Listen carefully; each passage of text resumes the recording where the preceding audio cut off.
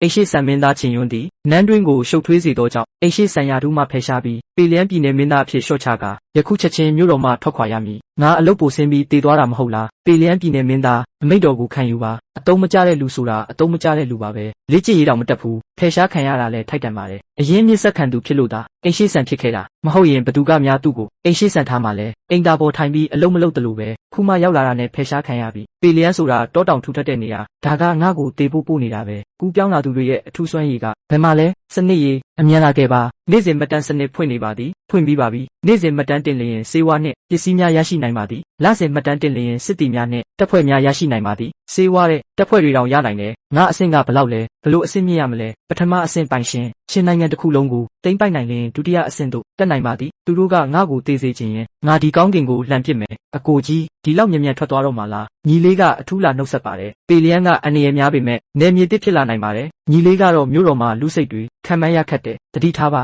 အတုံးမကျတဲ့လူဆိုတာအတုံးမကျတဲ့လူပါပဲပေလျံမှာတလားတောင်မရှင်နိုင်ဘူးအိရှိဆန်မင်းသားကိုဥညွတ်ပါသည်တကားဖွင့်ပါမင်းသားဘလို့လာတာလဲဘယင်ကငါအိရှိဆန်ရာထူးကိုဖယ်ရှားပြီးပေလျံပြည်နယ်မင်းသားအဖြစ်လျှော့ချလိုက်ပြီးနှစ်ရက်နေရင်ပေလျံကိုထွက်မယ်ကျွန်ုပ်ဒီမိဖုရားကြီးလူဖြစ်ပါသည်မင်းသားနှင့်အတူပေလျံတို့လိုက်ပါရစေတင့်ကိုကာကွယ်ပေးပါမည်ကောင်းပြီလန်ခီဘေးကင်းရင်မင်းကိုပဲအနှံပါတယ်ဒီလဤကြီးမားသောမှတ်တမ်းတင်ချိန်ရောက်ပါပြီမှတ်တမ်းတင်မယ်ချက်ချင်းမှတ်တမ်းတင်မယ်ဂုံယူပါသည်ပိုင်ရှင်သည်မဟာဂုရုအဆင့်နောက်ပိုင်းဇော်ယုံကိုရရှိပါသည်မဟာဂုယူတဲ့ချင်းနိုင်ငံရဲ့အမြင့်ဆုံးတိုက်ခိုက်ရေးအဆင့်ပဲဇော်ယုံကိုခေါ်ပါဇော်ယုံမဟာဂုယူအဆင့်နောက်ပိုင်းတစ္ဆာရှိမှုရာနှုန်းပြည့်အမြဲနိုင်သောစစ်ဗိုလ်ချုပ်ကျွန်ုပ်ဇော်ယုံတခင်ကိုဥညွတ်ပါသည်အကိုနှစ်ချင်းယုံဆိုတဲ့အတုံးမကျတဲ့လူဖယ်ရှားခံရပြီးပေလျံပြည်နယ်မင်းသားဖြစ်သွားပြီးအရှိနန်းတော်ကနေအဝတ်ထည်ပိုးနဲ့ထွက်သွားတာကိုယ်တိုင်မြင်လိုက်တယ်တည်င်းအတီးပြုတ်ပြီးပြီလားလုံးဝအမှန်ပါဒါပေမဲ့ဖခင်ဘရင်ကပြည်နယ်မင်းသားရာထူးတော်ထားပေးထားတယ်ဖခင်ဘရင်ရဲ့စိတ်ကူးကခံမရခတ်တယ်အကိုနှစ်အခုအိရှိဆန်နေရလွတ်နေပြီစက်ခံသူနေရာကအကိုလက်ထဲမှာပဲစကားကိုအပြည့်မပြောနဲ့အခုအရေးကြီးဆုံးကကိုအင်အားကို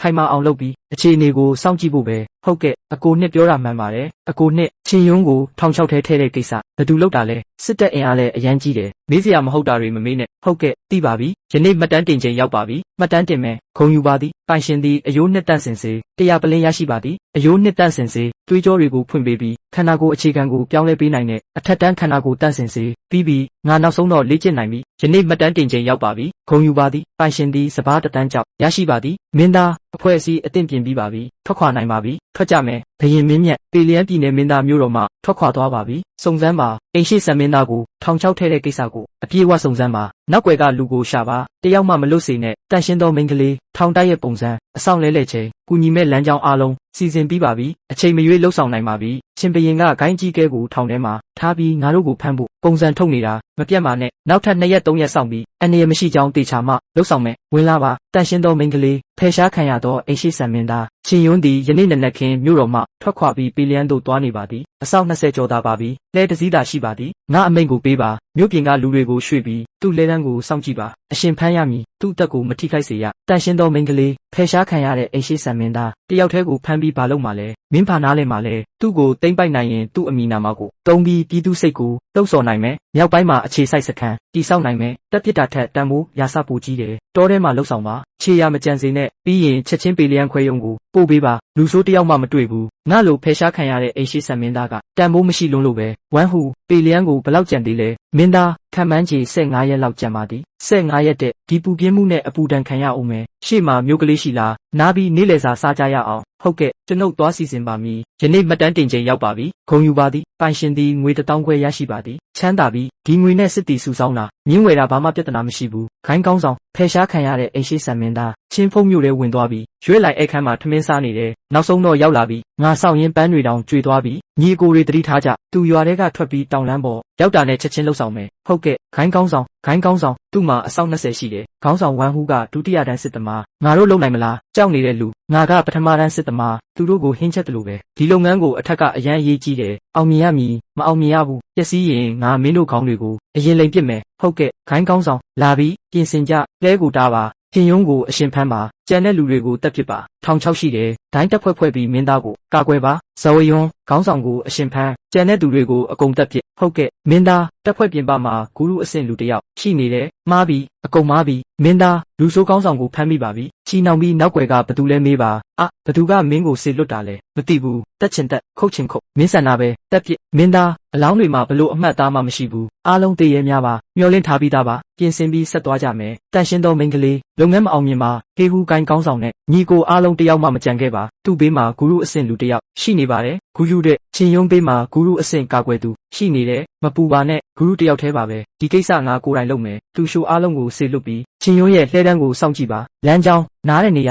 ာတစ်ချက်မှမလွတ်စေနဲ့ထောင်တိုက်ကဲထုတ်ရေးအစီအစဉ်တိုင်းဆက်လုပ်ပါငါသွားပြီးပြန်လာမယ်မင်းသားရုံးရှမ်းပြည်နယ်ထဲဝင်ပါပြီနောက်ထောက်ခံရက်လောက်ဆိုရင်ပေလျံမြို့တော်ကိုရောက်ပါမယ်တီးပြီးဆက်သွားကြမယ်ယနေ့မှတ်တမ်းတင်ချိန်ရောက်ပါပြီမှတ်တမ်းတင်မယ်ဂုံယူပါသည်ပိုင်ရှင်သည်မင်းကောင်းတန်ချက်အစုံ2000ရရှိပါသည်2000နဲ့တန်မဏိမင်းကောင်းတန်ချက်ကာဝေးကောင်းပြီးမြောက်ပိုင်းရာသီဥတုနဲ့လည်းကိုက်ညီတယ်တေရဲတက်ဖွဲ့တိဆောက်ဖို့အကောင်းဆုံးပဲ4ရက်လောက်လိုက်နေပြီဘာလို့မမီသေးတာလဲဒီလူတွေတွားတာမြန်လိုက်တာအားလုံးအရှိန်မြင့်ကြဒီနေ့ချင်းရွရဲ့လှဲတန်းကိုမဖြစ်မနေမီရမယ်ဟုတ်ကဲ့တန်ရှင်းသောမိန်းကလေးမင်းသားကျွမ်းကျင်သူတွေလာနေပါတယ်အင်အားမနှဲပါဘူးတကယ်ကိုမသေးချင်တဲ့လူတွေပဲဇဝယွန်းတွားရှင်းဖြစ်ပါဟုတ်ကဲ့ကောင်လေးတတိကောင်းတယ်ဒါပေမဲ့မင်းကလမ်းကိုပိတ်နေတယ်ဒီနေ့မင်းကိုလမ်းပို့ပေးမယ်ကိုယ်တိုင်လာတာဆိုတော့မင်းနဲ့နည်းနည်းကစားကြည့်မယ်ဒါလေးပဲလားမင်းရဲ့ဂူရုအဆင့်ပြည့်ဆိုတာအတူလားကောင်လေးမှန်တက်တယ်ကောင်းပြီမင်းနဲ့မကစားတော့ဘူးပြင်းစရာကောင်းတယ်တန်ရှင်းသောမိန်းကလေးမကောင်းပါဘူးလီကူယူသူတည်သွားပါပြီမဟာဂူရုချင်းယွန်းပေးမှာမဟာဂူရုရှိနေတယ်စုတ်ခွာမယ်ချက်ချင်းမြို့တော်ကိုပြန်မယ်ချင်းယွန်းဒီအမျက်ကိုငါမှတ်ထားမယ်မင်းသား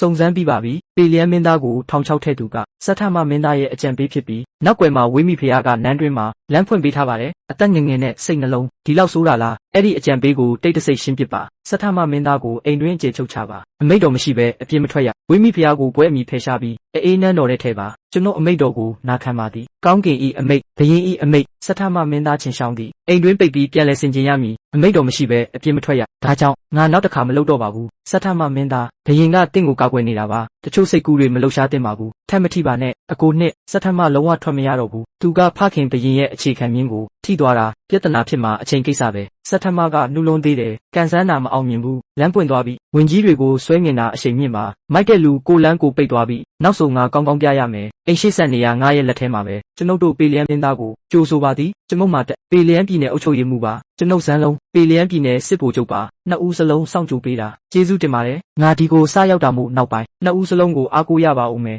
မင်းသားခီးပန်းနေမှာပါမင်းသားအိမ်တော်ကိုစီစဉ်ပြီးပါပြီညနေမှာကြိုးဆိုပွဲပြင်ဆင်ထားပါတယ်ဒီလိုဝစ်အစားနဲ့ကြိုးဆိုပွဲမလိုပါဘူးပြည်နယ်မြို့တော်တစ်မြို့လုံးဒီလောက်ပျက်စီးနေတယ်ပြည်သူတွေဘဝခက်ခဲနေမှာပဲမင်းသားဒီနှစ်တီးနဲ့အရန်ဆိုးပါတယ်လူဆိုးတွေကျက်စားနေပြီးပြည်သူတွေဘဝမရှင်နိုင်တော့ပါဘူးမြို့တော်ကနေမောင်းထုတ်ခံရတဲ့ဖယ်ရှားခံအိမ်ရှိဆန်မင်းသားကပေလျံမှာညွှန်ကြားနေတယ်ကောင်းကင်မြင့်ပြီးဘရင်ဝေးတဲ့ဒီနေရာမှာပေလျံကိုငါပဲအုပ်ချုပ်မယ်ဒါဆိုငါတို့ပုံမှန်တိုင်းပဲဆက်လုပ်ကြမယ်အပြင်ထွက်ပြီးပြဿနာရှာတာမလုပ်နဲ့အိမ်ထဲဝင်ပြီးတင်ကန်းစာလှုပ်ဆန်းပါဟွန်းဝမ်းဟူလူတွေစေလွတ်ပြီးမျိုးရင်းအင်အားစုဖြန့်ကျက်မှုမာတက်နဲ့ဇန်းလုံးရဲ့နောက်ခံတဲ့အသေးစိတ်စုံစမ်းပါဟုတ်ကဲ့မင်းသားပြီးတော့ရိုးသားယုံကြည်စိတ်ချရတဲ့အစေခံတွေထက်ခေါ်ပါအိမ်ထဲကလူဟောင်းတွေအားလုံးထုတ်ပစ်ပါတယောက်မှမထားနဲ့နားလဲပါပြီနေ့မှတ်တမ်းတင်ချိန်ရောက်ပါပြီစား30တန်းပိုးထဲ1000ထဲထွန်သွား1000ရရှိပါသည်ပြည်သူတွေကိုငြိမ်သက်စေဖို့နဲ့စစ်တီစုဆောင်ဖို့အသုံးဝင်မယ်မင်းသားအိမ်တော်အတွင်းနေရအားလုံးစစ်ဆေးပြီးပါပြီပြုတ်ဝက်လမ်းကြောင်းအတွင်းခန်းမရှိပါလက်ရှိအချိန်မှာဘေးကင်းပါတယ်ပင်မပါတယ်ပေလျံကရင်းနဲ့တယ်အိမ်တော်လုံခြုံရေးအများကြီးဂရုစိုက်ပေးပါမင်းသားစိတ်ချပါကျွန်ုပ်ရှိနေသမျှမင်းသားကိုတစ်ချက်မှမထိခိုက်စေပါဘူးမင်းသားအခြေအနေသိရှိပါပြီပေလျံမှာအဓိကအင်အားစုအုပ်စုတွေရှိပါတယ်ပြည်နယ်အုပ်ချုပ်ရေးမှူးမာတက်ကအရက်ဖက်နဲ့ငွေကြေးကိုကင်တွယ်ပြီးငွေလိုချင်ပြီးစိတ်မကောင်းပါပြည်နယ်စစ်ဗိုလ်ချုပ်ဇန်းလုံးကမြို့ကာကွယ်ရေးတပ်3000ကိုကင်တွယ်ပြီးစိတ်မာပြီးအာဏာလိုချင်တယ်လေယာရှိစစ်တပ်ရှိနှစ်ဖက်စလုံးကိုကောင်းအောင်ဆက်ဆံတယ်မြို့ထဲမှာချင်းကျူးကိုင်းနဲ့ဖေးဖုံးခမ်းမဂိုင်းကြီးနှစ်ခုရှိတယ်ဖေးဖုံးခမ်းမကမြို့ပြင်ဖေးဖုံးတောင်တက်ရဲ့အခြေစိုက်စခန်းအာဏာပိုင်တွေနဲ့လူဆိုးတွေပူးပေါင်းပြီးတစ်ဖက်ကတစ်ဖက်မျက်စိတစ်ဖက်ပိတ်အားလုံးကအချင်းချင်းအတုံးချပြီးမြို့ကိုထိန်းချုပ်ထားတယ်ဒီမြချီကအလွန်အားနည်းပါတယ်မင်းသားလန်ဒန်တိုက်ခိုက်ရေးကဝေးဝေးကနေရောအနီးကပါအသုံးဝင်ဆုံးပါဒီလေးချက်ကိုအရင်ကျွမ်းကျင်အောင်လေ့ကျင့်ပါတတိယတန်းစစ်သမားအတွင်းမှာကိုကာကွယ်နိုင်ပါတယ်မင်းသားလူတွေအားလုံးစုဆောင်းပြီးပါပြီအားလုံးစင်းရဲသားတွေပါအိမ်တော်စုရှင်းလင်းပါတယ်ဒီနေ့ကစပြီးမင်းတို့ကအိမ်တော်ရဲ့လူတွေပဲကောင်းကောင်းအလုပ်လုပ်ပါငါမင်းတို့ရဲ့စားဝတ်နေရေးကိုအာမခံမယ်ဘယ်သူမှမင်းတို့ကိုမနှိပ်စက်စေဘူးကျေးဇူးတင်ပါတယ်မင်းသားနှစ်စဉ်မိုးခေါင်ပြီးတီးနယ်မရရှိပါစပားဈေးအစမတန်တက်နေပါတယ်စံဈေးဘယ်လောက်လဲတပိတ်တာကိုငွေ9မှုပါပုံမှန်ထက်9ဆတက်နေတယ်ပြည်သူတွေဘလို့ဝယ်နိုင်မှာလဲမာတက်နဲ့ဇန်းလုံးဒီအစိတ်အမြင့်နှစ်ခုကိုမထားသင့်တော့ဘူးလှပတော်မိန်းကလေးမင်းအဖေငါကိုငွေပေးဆက်လို့မတက်နိုင်ဘူးမင်းနဲ့ပြန်ပေးတာမျှတပါတယ်ငါအိမ်မှာဇနီးငယ်လောက်တာမင်းရဲ့ရှစ်မျိုးကောင်းမှုကြောင့်ပဲ ပေးဆက်ပြီးပါပြီပေးဆက်တာငွေကအလောက်တန်လားပေလျံမြို့မှာငါမအင်းလုံးရဲ့စကားကဥပဒေပဲမအုပ်ချုပ်ရေးမှုရဲ့သားလဲပါသေးတယ်နေ့တော်မှာမိန်းကလေးကိုအတင်းခေါ်နေတာဘယ်သူမှမတားနိုင်ဘူးရက်ပါဘဲကလာတဲ့ကောင်လေးကငါကိစ္စမှာဝင်ဆွတ်တာလဲအသက်ရှည်ချင်နေတာလားမမင်းသားကိုတိလားတေချင်နေတာပဲငါအဖေဘသူလဲတိလားငါအဖေကပြည်နယ်အုပ်ချုပ်ရေးမှုမှာတက်ပဲပေလျံရဲ့ကောင်းကင်ပဲမင်းငါကိုရရင်မင်းမိသားစုတစ်ခုလုံးပေးဆက်ရမယ်အိုးအုပ်ချုပ်ရေးမှုရဲ့သားလားကောင်းပြီမင်းလူတွေခေါ်ချင်းခေါ်ငါဒီမှာစောင့်နေမယ်မြို့ထဲမှာဘသူပြဿနာရှာနေတာလဲအသက်ရှည်ချင်နေတာလားဝမ်းရဲကောင်းဆောင်ဒီကောင်လေးပါဖမ်းပြီးခြေထောက်ချိုးထောင်ထဲထဲပါရဲတောက်ဒါကပေလျံမင်းသားပါမင်းတို့သူ့ကိုထိရသလားမင်းသားတက်တော်ရှိပါစေမဖြစ်နိုင်ဘူးမင်းနန်းတွင်းအမိအတူလုံနေတာပဲဝမ်းရဲကောင်းဆောင်ကလမ်းပေါ်မှာနန်းတွင်းဆွေမျိုးကိုဆဲဆူနေတယ်ဘလို့ပြစ်ဒဏ်ချမှတ်တင်တယ်လဲပါပြန်ပြေပါမင်းသားတက်ရပါမယ်ဒါဆိုဖမ်းပြီးထောင်ထဲထဲပါဆုံးဖြတ်ချက်ကိုစောင့်ပါမင်းသားကျွန်ုပ်တို့ကိုကယ်ပါအားလုံးထားကြပါနောက်ဆိုရင်ပြည်သူတွေကိုညှဉ်းပန်းနှိပ်စက်ရင်ငါမှုချတတ်ပြစ်မယ်မင်းသားပြည်နယ်ရုံးကလူတွေကိုသူ့ကိုထိန်းခိုင်းရင်မာတက်ကသူ့ကိုပြန်ထုတ်ပေးမှာပါမပူပါနဲ့သူ့ကို2ရက်လောက်ကခုန်ခိုင်းပါမာတက်ကြဆုံးတာနဲ့မာမီသားစုလည်းအတူတူမြုပ်နှံခံရမှာပါကြဆုံးနေတဲ့မင်းသားတယောက်ကငါ့ကိုထီရဲသလားငါအဖေကငါ့ကိုကယ်ပေးမှာပဲဒီအမျက်ကိုငါမှတ်ထားမယ်မာမင်းသားစိတ်ချပါပေလျံမှာမာကြီးကအုပ်ချုပ်နေတာပါကြီးတော့မင်းသားကိုပေလျံမင်းသားကထောင်ထဲထည့်ခိုင်းလိုက်ပါပြီဗါတဲ့အဖေနောက်ဆုံးတော့လာပြီငါ့ကိုအမြန်ကယ်ပါမကောင်းတဲ့ကောင်မင်းငါ့ကိုတေးဖို့ဆွဲနေတာငါထိခိုက်ရင်တော့တယောက်တည်းပဲငါတို့တမိသားစုလုံးပျက်စီးမှာအဖေငါမှားသွားပြီနောက်တစ်ခါမလုပ်တော့ပါဘူးငါ့ကိုအမြန်ထုတ်ပေးပါထောင်ထဲမှာကောင်းကောင်းပြန်စင်ကျင်စမ်းပါမလုပ်ပါနဲ့အဖေဖိုချုပ်ပေလျံမင်းသားကမာအင်းလုံးကိုလမ်းပေါ်မှာဖမ်းပြီးထောင်ထဲထည့်လိုက်ပါပြီကောင်းပြီကောင်းကင်ကငါ့ကိုကူညီနေတယ်ထောင်ကိုနေရောညပါစောင့်ကြည့်ခိုင်းပါသူ့သားကိုလွတ်ပေးရင်ငါချက်ချင်းစစ်တပ်ခေါ်ပြီးမင်းသားရဲ့အာဏာကိုတုံးပြီးသူ့ကိုအမြင့်ပြုတ်ပစ်မယ်ဟုတ်ကဲ့ဖိုချုပ်မင်းသားအိမ်တော်အတွင်းအစေခံတွေရဲ့အလုပ်တွေအားလုံးခွဲဝေပြီးပါပြီဝမ်ဟူမင်းအခုတစ်ခုလုပ်ပါပြည်နယ်အုပ်ချုပ်ရေးမှူးမာတက်နဲ့မြို့ရင်းဌာနအားလုံးကအကြီးအကဲတွေကိုဖိတ်စာပို့ပါပေလျံမင်းသားတည့်ရဲ့ကြိုးစုပွဲလို့ပြောပါအုပ်ချုပ်ရေးကိုနားလည်ဖို့ဘယ်သူမှညင်းရင်ငါမျက်နှာကိုမကြည့်ဘူးလို့ဆိုတာပဲတယောက်မှမပြတ်ရနားလည်ပါပြီသွားလုပ်ပါမယ်မာတက်ဇန်းလုံးဒီပွဲကမင်းတို့ရဲ့တည့်ရက်ပဲစက်တက်ပြီးမြောက်ကို6မပြရင်ပေလျံမျိုးကငါစကားနားထောင်မှာမဟုတ်ဘူးမင်းသားပေလျံအိမ်တော်ကဖိတ်စာပါထွက်ပြီးပြန်ဖြေပါငါအချိန်မီတက်ရောက်မယ်လို့ပြောပါသူတကယ်ပွဲမှာငါ့ကိုထိရင်မင်းတို့ငါ့ကိုကာကွယ်ပြီးထွက်ပြေးကြရမယ်ပေလျံမျိုးမှာသူငါအသက်ကိုဆုံးဖြတ်ခွင့်မရှိသေးဘူးဖိုချုပ်ပေလျံအိမ်တော်ကဖိတ်စာပါပြန်ဖြေပါငါအချိန်မီတက်ရောက်မယ်ဖယ်ရှားခံရတဲ့အိမ်ရှိဆန်မင်းသားစစ်တပ်မရှိအာဏာမရှိပေလျံမျိုးမှာကောင်းကင်ကိုလှန်နိုင်မလားမာတက်ကအားနဲ့ချက်နည်းနည်းပြရင်ငါချက်ချင်းကင်တွယ်မယ်ဒီနှစ်တွေအတွင်းသူပြည်သူတွေကိုညှဉ်းပန်းခဲ့တာအကုန်ဖော်ထုတ်ပြစ်မယ်မာကြီးတော့အချိန်မီလာတာပဲဇန်းပိုချုပ်လည်းပဲဖိတ်ပါဇန်းပိုချုပ်မင်းသားကိုမဆောင်ခိုင်းပါနဲ့ငါပေလျံကိုစရောက်တာမို့ဒီပွဲကိုကျင်းပတာပါပထမမင်းတို့အားလုံးနဲ့မိတ်ဆက်ဖို့ဒုတိယနောက်ပိုင်းအတူတကွပေလျံကိုကောင်းကောင်းအုပ်ချုပ်ဖို့ပြည်သူတွေငြိမ်းငြိမ်းချမ်းချမ်းနေထိုင်ဖို့ပါမင်းသား၏အမိန့်ကိုနာခံပါမည်အလေးမထားပါနဲ့စပွဲစတင်ပါမင်းသားကျွန်ုပ်အရက်တစ်ခွက်ဆက်ကပ်ပါသည်ပေလျံမှာအရာရာအဆင်ပြေပြီးအာနာတီကြည်ပါစေမင်းသားကပြည်သူတွေကိုတားသမီလို့ချစ်တယ်ပေလျံရောက်တာနဲ့လူဆိုးတွေကိုပြင်းပြင်းထန်ထန်အေးအေးယူပြီးစီကံပြင်ဆင်နေတယ်ပြည်သူတွေရဲ့ကောင်းကျိုးပါဒါပေမဲ့တချို့လူတွေပြည်နယ်အုပ်ချုပ်ရေးမှုနေရာမှာရှိနေပြီးသားကိုလမ်းပေါ်မှာမင်းကလေးအတင်းခေါ်ခိုင်းမင်းသားကိုဆဲဆူချင်းနိုင်ငံဥပဒေကိုမထီမဲ့မြင်ပြုနေတယ်မာကြီးတော်ကိုမေးပြရစေမိသားစုကိုဒီလိုအုပ်ချုပ်ရင်ပြည်နယ်ကိုဘလို့ကောင်းအောင်အုပ်ချုပ်နိုင်မှာလဲဇန်းလုံးမင်းကသွေးအံအောင်ပြောနေတယ်မင်းသားကျွန်ုပ်ရဲ့သားကအသက်ငယ်ပြီးနားမလည်ဘူးတခါတရံမိုက်မဲမိတာပါမင်းသားကိုရည်ရွယ်ချက်ရှိရှိမထိပါဥပဒေကိုလည်းမထီမဲ့မြင်မပြုပါကျွန်ုပ်သူ့ကိုထောင်ထဲထည့်ပြီးပြင်းထန်စွာအပြစ်ပေးထားပါပြီဗတ်လိုက်တာလုံးဝမရှိပါမင်းသားစုံစမ်းကြည့်ပါအသက်ငယ်ပြီးနားမလည်ဘူးတဲ့မင်းသားပေလျံရောက်တဲ့ပထမနေ့မှာပဲမင်းသားကိုလူရှိမှစိန်ခေါ်တယ်မင်းသားရဲ့ဂုဏ်သိက္ခာဘယ်မှာလဲချင်းနိုင်ငံရဲ့ဥပဒေဘယ်မှာလဲမင်းသားမာတက်ကပြည်နယ်အုပ်ချုပ်ရေးမှူးဖြစ်ဒီနှစ်တွေအတွင်းပေလျံမှာလက်စားပြီးဥပဒေချိုးဖောက်ပြည်သူတွေကိုညှဉ်းပန်းပြည်သူအမျက်ဒေါသထူပြောနေပါပြီမင်းသားပေလျံပြည်သူတွေအတွက်တရားစီရင်ပေးပါမင်းသားဇန်းလုံးကကျွန်ုပ်ကိုအပြစ်တင်ပြီးထောင်ချောက်ထဲနေတာပါကျွန်ုပ်ရဲ့သားကိစ္စကိုအကြောင်းပြပြီးကျွန်ုပ်ကိုဖြုတ်ချပြီးပေလျံကိုတယောက်တည်းအုပ်ချုပ်ချင်တာပါဇန်းလုံးမင်းကပြည်နယ်စစ်ဗိုလ်ချုပ်စစ်တပ်ကိုကင်တွယ်ပြီးစစ်လက်ခခိုးယူလက်နက်တွေတင်စီလက်အောက်တွေကိုပြည်သူတွေကိုခေါ်ယူခွင့်ပေးနေတယ်မင်းဒီနေ့ထကြွာမင်းသားရဲ့ဓာတ်နဲ့ငါ့ကိုတပ်ပြီးမင်းအကျိုးရှိချင်တာပဲမင်းသားဇန်းလုံးကလိုင်းဆိုင်တဲ့စိတ်ရှိတယ်သူဒီနေ့ထကြွတာအခွင့်အရေးယူပြီးပုံကန်ချင်တာပါမင်းသားသူ့ကိုမယုံပါနဲ့တိတ်ပါတစ္ဆာဖောက်လုံလောက်ပြီးမာတက်လက်စားပြီးဥပဒေချိုးဖောက်ပြည်သူအမျက်ဒေါသထူပြောနေတယ်ဒီနေ့ကစပြီးမင်းရဲ့ပြည်နယ်အုပ်ချုပ်ရေးမှူးယာတူးကိုဖယ်ရှားပြီးနေရာမှာပဲရန်နာကစစ်ဆေးရေးစောင့်ပါဇန်းလုံးပြည်နယ်စစ်ဗိုလ်ချုပ်အဖြစ်စစ်တပ်ကိုကိုပိုင်အုပ်ချုပ်ပြီးစစ်လက်ခခိုးယူနေတယ်ဒီနေ့ကစပြီးပြည်နယ်စစ်ဗိုလ်ချုပ်ယာတူးလဲစစ်ဆေးရေးစောင့်ပါမင်းသားဘဲအခွင့်အရေးနဲ့ငါယာတူးကိုဖယ်ရှားတာလဲငါကနန်းတွင်းကတရားဝင်ခန့်အပ်ထားတဲ့ပေလျံပြည်နယ်အုပ်ချုပ်ရေးမှူးပဲမင်းကကိုကျိုးအတွက်အာဏာသုံးနေတာငါလက်မခံဘူးမင်းသားကျွန်ုပ်လက်မခံနိုင်ပါကျွန်ုပ်မြောက်ပိုင်းနယ်ဆက်မြို့ကာကွယ်ရေးကိုစောင့်ရှောက်နေတာစူးစမ်းအားထုတ်နေတာစစ်လက်ကခိုးယူတာ စစ်တပ်ကိုကိုပိုင်အုပ်ချုပ်တာဘဲကလာတာလဲမတက်ရဲ့တစ်ဖက်သက်စကားနဲ့ပဲကျွန်ုပ်ယာတုကိုဖယ်ရှားတာအတိတ်ပဲမရှိပါကျွန်ုပ်မျိုးကာကွယ်ရေးစစ်တပ်ကိုကင်တွယ်နေတယ်ဒီလိုမတရားတဲ့ဆုံးဖြတ်ချက်ကိုလက်မခံနိုင်ပါမင်းသားအမိန့်ကိုပြန်ရုပ်ပါရဲတောက်မင်းသားကဘရင်ကိုယ်တိုင်ပေးသောပေလျံပြည်နယ်မင်းသားရွှေတစိတ်ကင်ပြီးနန်းတွင်းအမိန့်နဲ့ပေလျံကိုအုပ်ချုပ်နေတယ်မင်းတို့ကလက်စားပြီးဥပဒေချိုးဖောက်အာဏာအတွက်ရန်ဖြစ်ပြည်သူတွေကိုညှဉ်းပန်းနေတယ်သူတို့ရဲ့ပြစ်မှုကတေးတယ်မယ်ဇဝယွန်းနှစ်ယောက်လုံးကိုတပ်ပစ်ကြီးတော်ကိုကာကွယ်ပါကြီးတော်ကိုထိရင်တပ်ပစ်မယ်အသက်ချမ်းသာပေးပါမင်းသားငါမှားသွားပြီငါလက်မခံဘူးမင်းသားတစ္ဆာဖောက်တွေကိုရှင်းလင်းပြီးပါပြီပြည်နယ်အုပ်ချုပ်ရေးမှူးမှတက်ပြည်နယ်စစ်ဗိုလ်ချုပ်စံလုံးလက်စားပြီးဥပဒေချိုးဖောက်ပေလျံကိုဖျက်ဆီးပြစ်မှုကြီးမားလုံးနဲ့ငါနှစ်ယောက်လုံးကိုနေရာမှာပဲတပ်ပစ်လိုက်ပြီးတတိပေးချက်အနေနဲ့နောက်ထပ်ဘသူမှဥပဒေချိုးဖောက်ရဲကိုကျိုးအတွက်လိမ်လည်ရဲပြည်သူတွေကိုညှဉ်းပန်းရဲအုပ်စုဖွဲ့ပြီးကိုကျိုးရှာရဲရင်မတက်နဲ့စံလုံးလိုပဲဖြစ်မယ်လုံးဝတက်ညာမှာမဟုတ်ဘူးဒီနေ့ကစပြီးပေလျံပြည်နယ်မှာငါပဲဥပဒေပဲကျွန်ုပ်တို့အမိန့်ကိုနာခံပါသည်မင်းသားကိုအသက်ဆုံးပြီးတစ္ဆာရှိပါမည်နှလုံးမရှိပါမင်းသားစစ်တပ်တစိမ့်မရှိရင်ဘသူမှစစ်စခန်းနဲ့ဝင်ခွင့်မရှိဘူးစစ်တပ်အာဏာကိုသိမ်းယူခွင့်မရှိဘူးလမ်းပိတ်ရင်တပ်ပစ်မယ်ပေလျံမင်းသား၏အမိန့်မူရင်းပြည်နယ်စစ်ဗိုလ်ချုပ်စန်းလုံးပုံကံမှုဖြင့်တပ်ပစ်ပြီးပါပြီဒီနေ့ကစပြီးကျွန်ုပ်ပြည်နယ်စစ်ဗိုလ်ချုပ်ယာတုကိုဆက်ခံပြီးမြို့ကာကွယ်ရေးတပ်ကိုအပြည့်အဝတာဝန်ယူပါမည်ဗိုလ်ချုပ်ကိုဥညွတ်ပါသည်ကျွန်ုပ်တို့အမိန့်ကိုနာခံပါသည်ဘာဖြစ်တာလဲစစ်ပွဲလားတိတ်လေးမြို့ကာကွယ်ရေးတပ်တံပဲဘာလုပ်နေတာလဲမင်းတို့ဘသူတွေလဲပြည်နယ်စစ်ဗိုလ်ချုပ်ရဲ့အိမ်ကိုဝိုင်းထားတယ်ညကြီးမှဝင်လာတာသိချင်နေတာလားဒါဘသူအိမ်လဲသိလား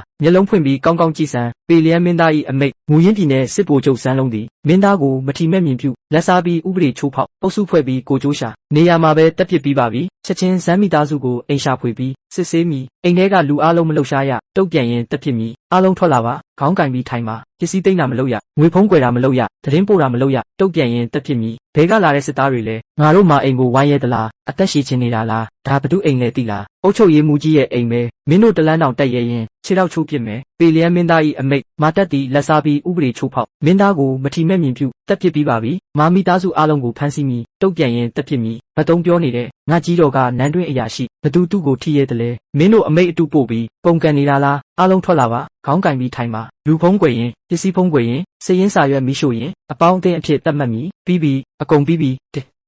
းဒါဘာအခြေအနေလဲငါချမ်းသာနေနေတာဘာလို့ဒီလောက်လူများနေတာလဲဘာလုပ်နေတာလဲတကားဖွင့်ပါဒီလူတွေကမာတက်နဲ့ဇန်းလုံးမိသားစုတွေပါမင်းသား၏အမိန့်နဲ့ထောင်ထဲထည့်ပြီးကင်းကျက်စွာစောင့်ကြည့်ပါဘယ်သူမှလာလဲခွင့်မရှိဘူးဘာမှပို့ခွင့်မရှိဘူးဒုဗိုလ်ချုပ်ကြီးပြောနေတာကအုပ်ချုပ်ရေးမှူးကြီးနဲ့စစ်ဗိုလ်ချုပ်ကြီးနောက်ထပ်ဘယ်သူရှိမှလဲစိုးတဲ့နေရာပဲစိုးထိုင်းပြီးနန်းနေတယ်ထမင်းပူတနက်တောင်မရှိဘူးငါအဖေပြန်လာပြီးစီစဉ်ရင်ဒီမိုးကောင်းကင်ကိုမသိတဲ့မင်းသားကိုငါပြန်ရှင်းပေးမယ်နှခွန်းလောက်ဆဲဆိုမိတာနဲ့ငါကိုဒီလိုစိုးတဲ့နေရာမှာထည့်ထားတယ်ဒီလောက်ညှစ်နှက်ပြီးဘာလို့လူတွေဝင်လာနေတာလဲလမ်းကြောင်းပေါ်မှာတပွဲပေးပါအမေဒါဘာဖြစ်တာလဲမင်းတို့ဘာလို့လာနေတာလဲအိမ်မှာဘာဖြစ်လဲအမေပြောပါဘာဖြစ်လဲငါအဖေဘယ်မှာလဲဘာလို့မိသားစုတစ်ခုလုံးဖမ်းခံရတာလဲမင်းအဖေသူတည်သွားပြီမင်းအဖေကိုပေလျံမင်းသားကနေရာမှာပဲတက်ပစ်လိုက်ပြီးအိမ်တော်မှာကျင်းပတဲ့ပွဲကပုံကံပွဲပဲအုတ်ချုပ်ရည်မှုနဲ့စစ်ဗိုလ်ချုပ်နှစ်ယောက်လုံးခုတ်ပစ်ခံရပြီးငါတို့မာမိသားစုအိမ်ရှာခံရပြီးအကုန်ပြီးဟေးကြားပြီလားဇမ်းမိသားစုနဲ့မာမိသားစုမနေညကအကုန်ဖမ်းခံရပြီးတကယ်လားပေလျံမှာအကြီးဆုံးမိသားစုနှစ်စုပဲလုံးဝအမှန်ပါမြို့ကာကွယ်ရေးတပ်ကတညလုံးဝိုင်းပြီးလူတွေအကုန်ထောင်ထဲထည့်ခံရပြီးပစ္စည်းတွေအကုန်သိမ်းခံရပြီးစစ်ဗိုလ်ချုပ်စန်းလုံးတောင်ပေလျံမင်းသားကတက်ပစ်လိုက်ပြီ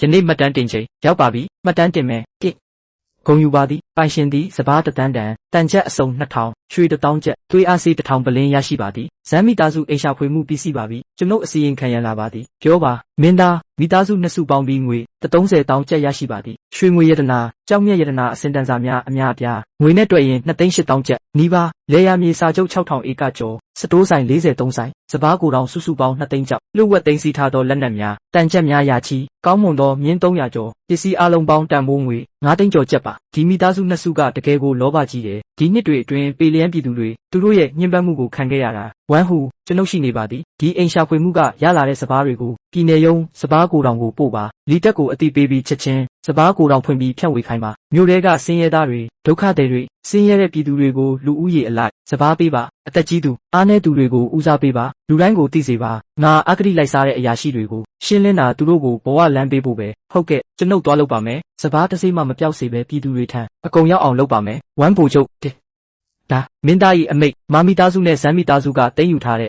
စပား2သိန်းကျောက်နဲ့အိမ်တော်ကထပ်ဖြည့်တဲ့စပားတွေအကုန်စစ်စခန်းကိုပို့ပြီးချက်ချင်းဖြတ်ဝေပါပေလျံမြို့တွေကဆင်းရဲတဲ့ပြည်သူတွေဒုက္ခသည်တွေစားနပ်ရိက္ခာမရှိသူတွေအကုန်ပေးပါအကုန်လုံးပြည်သူတွေကိုပေးပါဝမ်းပိုချုပ်မင်းသားကတကယ်ဒီလိုအမိန့်ပေးတာလားမင်းသားကတကယ်ကိုပြည်သူတွေအတွက်ပဲဝမ်းပိုချုပ်စိတ်ချပါကျွန်ုပ်ကိုယ်တိုင်နေရာမှာကြီးကြပ်ပါမယ်စပားတစ်စိမ့်မှမပြောက်စေဘူးမင်းသားကပြောသေးတယ်အသက်ကြီးသူအားနည်းသူဦးစားပေးအတင်းယူတာမလုပ်ရညှဉ်းပန်းတာမလုပ်ရပြည်သူတွေငြိမ်းငြိမ်းချမ်းချမ်းစပားရအောင်လုပ်ရမယ်နားလည်ပြီးအားလုံးထွက်လာပါချက်ချင်းစပားဖြန့်ဝေရေးနေရာတွေစီစဉ်ပါမြန်ပေလျံမင်းသား၏အမိန့်စပားကိုတောင်ဖွင့်ပြီးမြို့တစ်မြို့လုံးကိုအခမဲ့ကယ်ဆယ်ပါမည်စစ်ရုံးရှိမှဦးစားပေးစီစဉ်ပါအမျိုးသားအမျိုးသမီးအသက်ကြီးငယ်မခွဲခြားပေလျံပြည်သူဖြစ်ရင်စပားရယူခွင့်ရှိတယ်စပားကမာမီသားစုနဲ့စမ်းမီသားစုကတင်းယူထားတဲ့ပစ္စည်းတွေကရလာတာမင်းသားတပြားမှမယူဘူးအကုန်လုံးပြန်ပေးတယ်တကယ်စပားပဲအိတ်ကြီးတစ်အိတ်လုံးအခမဲ့ပဲကျေးဇူးတင်ပါတယ်မင်းသားပေလျံမင်းသားရဲ့ကျေးဇူးကိုမဆုံးနိုင်ပါငါတို့အိမ်မှာ3ရက်စပားမရှိတော့ဘူးစားစရာမရှိရင်ကလေးတွေငတ်ပြီးတေးမှာပါမင်းသားကအသက်ကယ်တဲ့ကျေးဇူးရှင်ပါ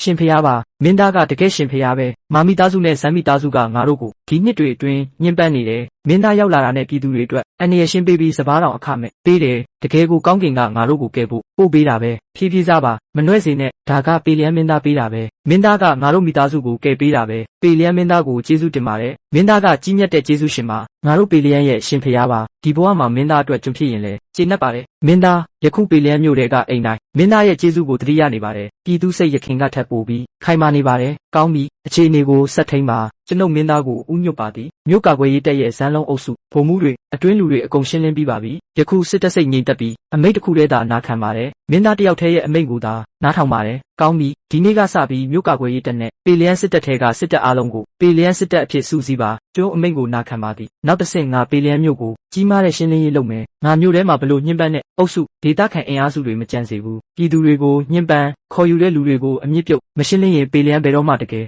်ငြင်းချမ်းမှာမဟုတ်ဘူးဒါမှသာပြည်သူတွေစိတ်ချပြီးနေနိုင်မယ်စိုက်ပျိုးနိုင်မယ်ခုံသွယ်နိုင်မယ်ဝမ်းဟူဒီကိစ္စကိုမြို့ကာကွယ်ရေးတပ်ကိုအပြည့်အဝတာဝန်ပေးပါဘယ်သူမှတုံ့ပြန်ရင်ဖမ်းဆီးမှုကိုခုခံရင်တက်ဖြစ်ပါဟုတ်ကဲ့မင်းသားကျွန်ုပ်ချက်ချင်းစီစဉ်ပါမယ်ကောင်းပြီမြန်ဝင်ပြီးသတင်းပို့ပါပေလျံမင်းသား၏အမိန့်မီးနှုတ်အင်အားစုရှင်းလင်းရေးချင်းကျူးကိုင်းသည်ပြစ်မှုများစွာကျူးလွန်ပြီးအားလုံးဖမ်းဆီးမည်တုံ့ပြန်ရင်တက်ဖြစ်မည်ဝင်ပါမလှုပ်ရှားနဲ့အားလုံးထိုင်ပါတုံ့ပြန်ရင်တေးမယ်ပေလျံမင်းသား၏အမိန့်ဟေဖုံခမ်းမသည်တောင်တက်လူဆိုးများနှင့်ပူးပေါင်းကုန်သည်များကိုခေါ်ယူပြည်သူများကိုညှဉ်းပန်းလက်နက်များသိမ်းဆည်းမြို့ကိုဖျက်ဆီးနေတယ်အားလုံးတက်ဖြစ်မည်မြန်ချက်ချင်းမြို့ပြင်ထွက်ပြီးတောင်တက်ရဲ့ခေါင်းဆောင်ကြီးကိုအတိပေးပါပေလျံမြို့ကောင်းကင်ပြောင်းပြီလို့ပြောပါဟုတ်ကဲ့ဂိုင်းကောင်းဆောင်အရာရှိကြီးဒီလူကအရှိလန်းကလူဆိုးကောင်းဆောင်ပါကာကွယ်ကြီးကောက်နေတာပါတက်တာကောင်းတယ်ဒီအန်ရတွေကိုဖမ်းတင်တာကြပြီမင်းသားကတကယ်ပြည်သူတွေအတွက်အန်ရရှင်းပေးတယ်ယခုငါတို့နောက်ဆုံးတော့စိတ်ချပြီးအပြင်ထွက်နိုင်ပြီမင်းသားကိုကျေးဇူးတင်ပါတယ်ဒီပိုးမွားတွေကိုအကုန်ရှင်းပေးလို့ငါတို့ပြည်သူတွေစိတ်ချပြီးနေထိုင်နိုင်ပြီဒီလဤကြီးမားသောမှတ်တမ်းတင်ချိန်ရောက်ပါပြီမှတ်တမ်းတင်မယ်မြင့်မှတ်တမ်းတင်မယ်ဂုဏ်ယူပါသည်မှတ်တမ်းတင်မှုအောင်မြင်ပါသည်အနက်ရောင်တန်ချက်မြင့်တက်9000ရရှိပါသည်9000တကယ်စစ်သမားတွေတကိုယ်လုံးအနက်ရောင်တန်မဏိတန်ချက်ဝစ်စင်ထားပြီးစစ်မြင်းတွေလည်းတန်ချက်ဝစ်ထားတယ်ပေလျံရဲ့မြေပြတ်မှာလေးလံမြင့်တက်ကအနာရမဲ့ကဘာပဲမင်းသားငါတို့ဒီမှာဘာလုပ်နေတာလဲမပူပါနဲ့ငါစစ်တပ်ကြီးတစ်ခုကိုစောင့်နေတယ်အနက်ရောင်တန်ချက်မြင့်တက်မင်းသားကိုဥညွတ်ပါသည်မင်းသားကိုဥညွတ်ပါသည်စစ်တီအားလုံးထားကြပါကျေးဇူးတင်ပါတယ်မင်းသားဇဝယွန်းဒါကအနက်ရောင်တန်ချက်မြင့်တက်ပဲဘလို့လဲတော်တော်မိုက်တယ်မဟုတ်လားမင်းသားဒီလိုစစ်တီမျိုးကျွန်ုပ်ဘယ်တော့မှမမြင်ဘူးပါဒီတိုက်ခိုက်ရေးအင်အားကနေဆက်ကိုအနှံ့ချေမုန်းနိုင်ပြီးဘယ်သူမှမတားနိုင်ပါနောက်ပိုင်းမှာဒီအနက်ရောင်တန်ချက်မြင့်တက်9000ကပေလျံစစ်တပ်ရဲ့အဓိကအင်အားပဲဘယ်သူမှပေလျံကိုကျူးကျော်ရဲရင်တန်မဏိရေလွှမ်းကိုခံစားရစီမယ်တွားကြမယ်မြို့ပြင်စစ်စခန်းမှာအနက်ရောင်တန်ချက်မြင့်တက်ကိုနေရာချကြမယ်ဟုတ်ကဲ့ကျွန်ုပ်ဝမ်းဟူပါမင်းသားကြွလာတာမသိလို့ဝေးကမကြိုးဆိုနိုင်ပါတတိပေးမှုတန်မှားထွက်သွားပါမင်းသားခွင့်လွတ်ပါပြဿနာမရှိဘူးတတိထားမှုကောင်းတယ်ထပ်ပါမင်းသားဒါတွေ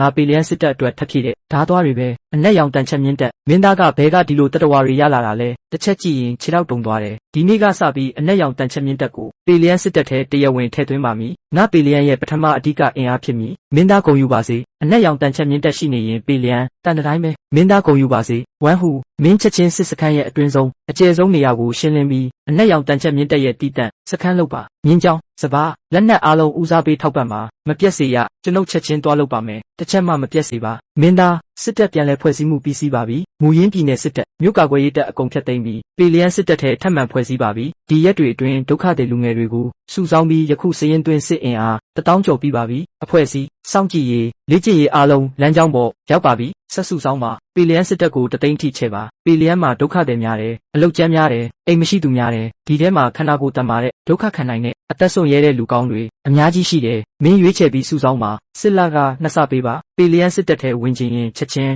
အိမ်အောင်စေးပေးပါသူတို့မိသားစုအရင်စားနိုင်အောင်ရှင်နိုင်အောင်လုပ်ပေးပါစစ်သားဆိုတာဒုက္ခခံရမှာမကြောက်ဘူးအသက်ဆုံးပြီးထမင်းတနက်မရမှာကိုသာကြောက်တယ်ပေလျန်စစ်တပ်ကအဲ့ဒီလိုအတိတ်ပဲမဲ့တဲ့အရာတွေမလုပ်ဘူးမင်းသားငွေနဲ့စပားကဒီကိစ္စမင်းစိတ်မပူနဲ့ငါပြင်ဆင်ပြီးတသိန်းတင်မက2သိန်းတောင်ကထိန်းနိုင်တဲ့ကျိုးအမိန့်ကိုနာခံပါသည်မင်းသားရဲ့ယုံကြည်မှုကိုမပြတ်စေပဲတသိန်းစစ်တီစုဆောင်းပေးပါမယ်ဖမ်းပါ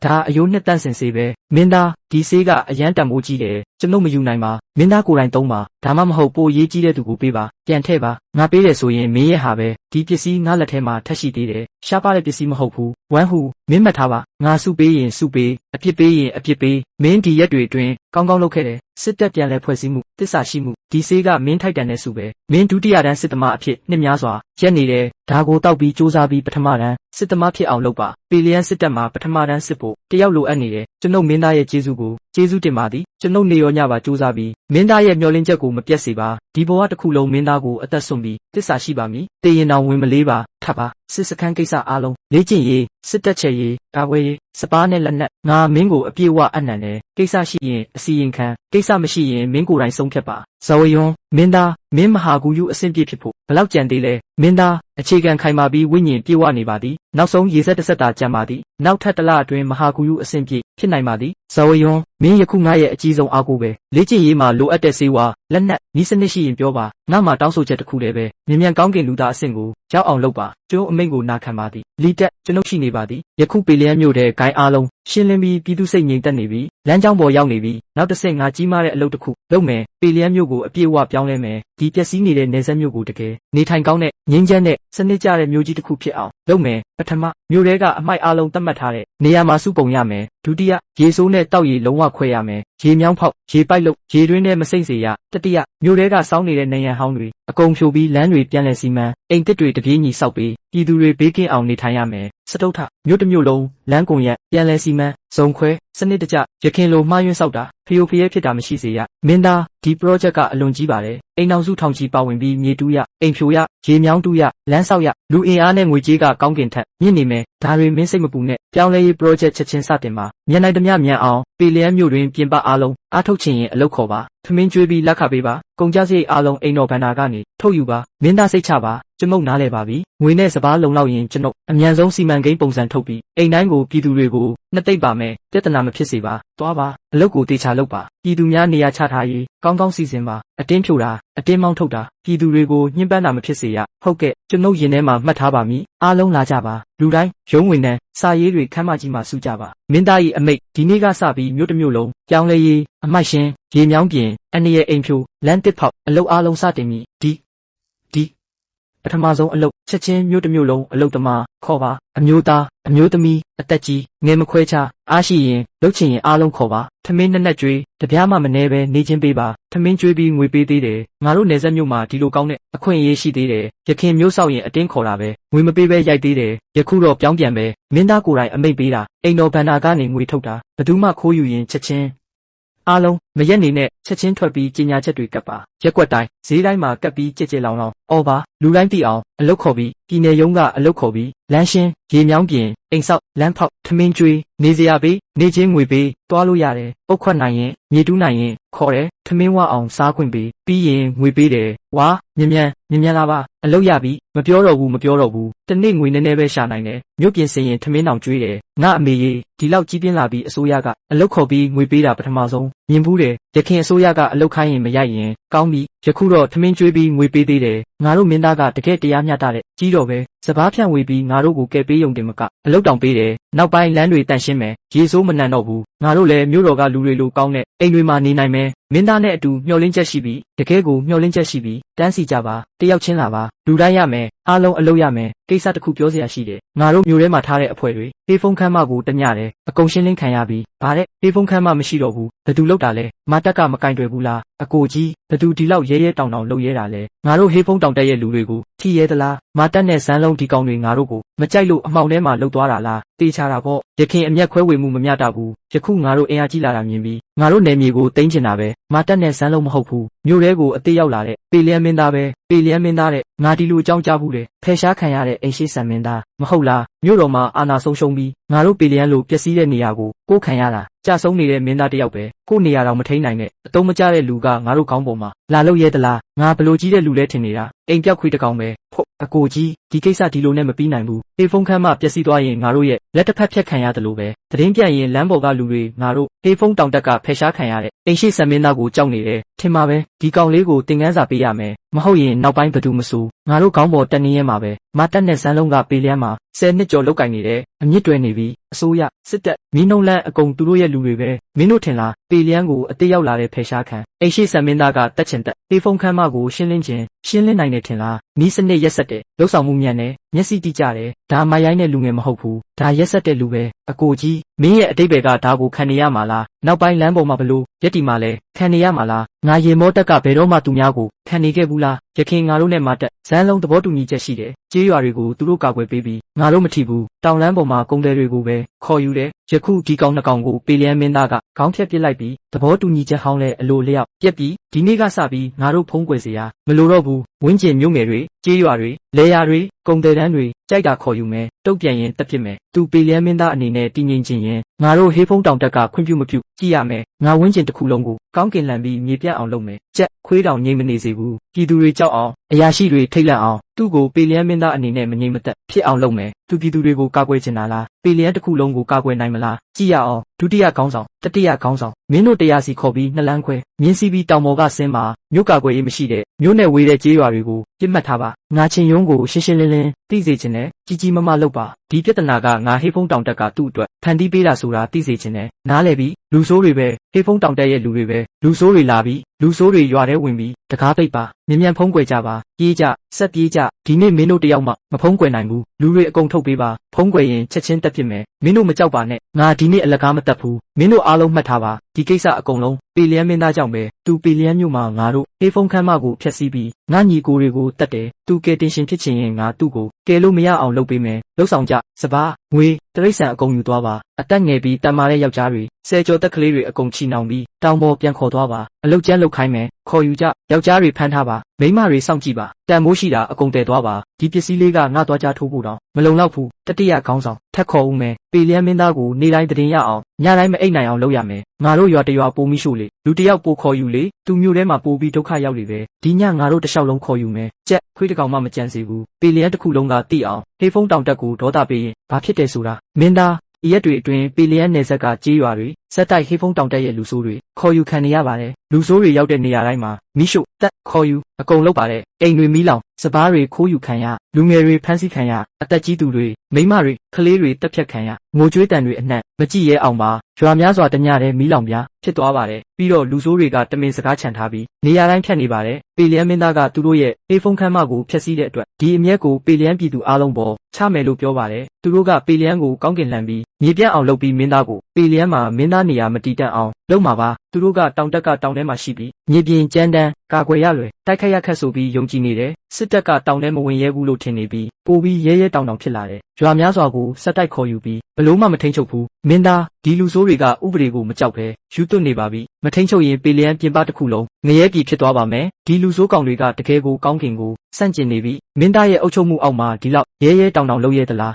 မင်းသားကျွန်ုပ်ကိုစစ်တီ3000ပေးပါကျွန်ုပ်ချက်ချင်းတောင်ထဲဝင်ပြီးဒီအညစ်အကြေးတွေကိုတကောင်ချင်းရှာထုတ်ပြီးအပိုင်းပိုင်းခုတ်ပစ်ပါမယ်တေသွားတဲ့ပြည်သူတွေအတွက်လက်စားချေပါမယ်ကောင်းတဲ့ဟေးဖုံးတောင်တက်ကောင်းတဲ့ရေမောတက်ငါရက်ခင်မျိုးလဲရှင်းလင်းတာကသူရှိုးတွေကိုပဲဖယ်ရှားတာတောင်ထဲကိုချက်ချင်းမလုပ်ချင်သေးဘူးပြင်ဆင်မှုပြီးမှဖြည်းဖြည်းချင်းလူဆိုးတွေကိုရှင်းလင်းမယ်ထင်ထားတာသူတို့ကိုယ်တိုင်အမြန်လာပြီးတေးချင်းနေရင်ငါသူတို့စန္ဒကိုပြေဝစေမယ်ဇဝယွန်းကျွန်ုပ်ရှိနေပါသည်အနက်ရောင်တန်ချက်မြင့်တက်1000ပြင်ဆင်မှာမနှက်ဖြန်နက်ခင်းငါကိုယ်တိုင်ဟေးဖုံးတောင်တက်ကိုသွားမယ်ငါကိုယ်တိုင်တောင်ထဲဝင်ပြီးဟေးဖုံးတောင်တက်ကိုတခါတည်း ခြေမုံမယ်ကြက်ခွေးတကောင်မှမကြံစေဘူးဒီလူဆိုးအန်ရဲ့ကိုအပီးတိုင်ဖြက်စီးပစ်မယ်ကျိုးအမိန့်ကိုနာခံပါသည်မင်းသားကိုအသက်ဆုံးပြီးကာကွယ်ပါမည်ဟေဖုံးတောင်တက်ကိုခြေမုံပါမည်လီတက်ငါကိုယ်တိုင်စစ်တက်ခေါ်ပြီးလူဆိုးနှိမ်နေရေးတွားနေချိန်မှာပေလျက်မျိုးပြောင်းလဲရေးမရရဘူးအလုတ်ခေါ်တာအိမ်ဟောင်းဖြူတာရေမြောင်းတူးတာအိမ်တစ်ဆောက်တာအစီအစဉ်အတိုင်းဆက်လုပ်ပါငွေနဲ့စပါးအိမ်တော်ဘန်နာကနေထုတ်ယူပါလူအင်အားမလုံလောက်ရင်ချဲ့ပါမြန်မြန်ဆက်လုပ်ပါကျွန်ုပ်နားလဲပါပြီမင်းသားစိတ်ချပြီးလူဆိုးနှိမ်နေရေးတွားပါကျွန်ုပ်မျိုးတဲ့စီကံကိုအာမခံပါမယ်ပြောင်းလဲရေးကိုတစ်ချက်မှမနှောက်ယှက်ပါမင်းသားအောင်ပွဲနဲ့ပြန်လာတာကိုစောင့်နေပါမယ်ဖေးဖုံးတောင်တက်မင်းတို့ငါ့ကိုလက်နက်ကင်လာအောင်လုပ်ချင်တာမဟုတ်လာ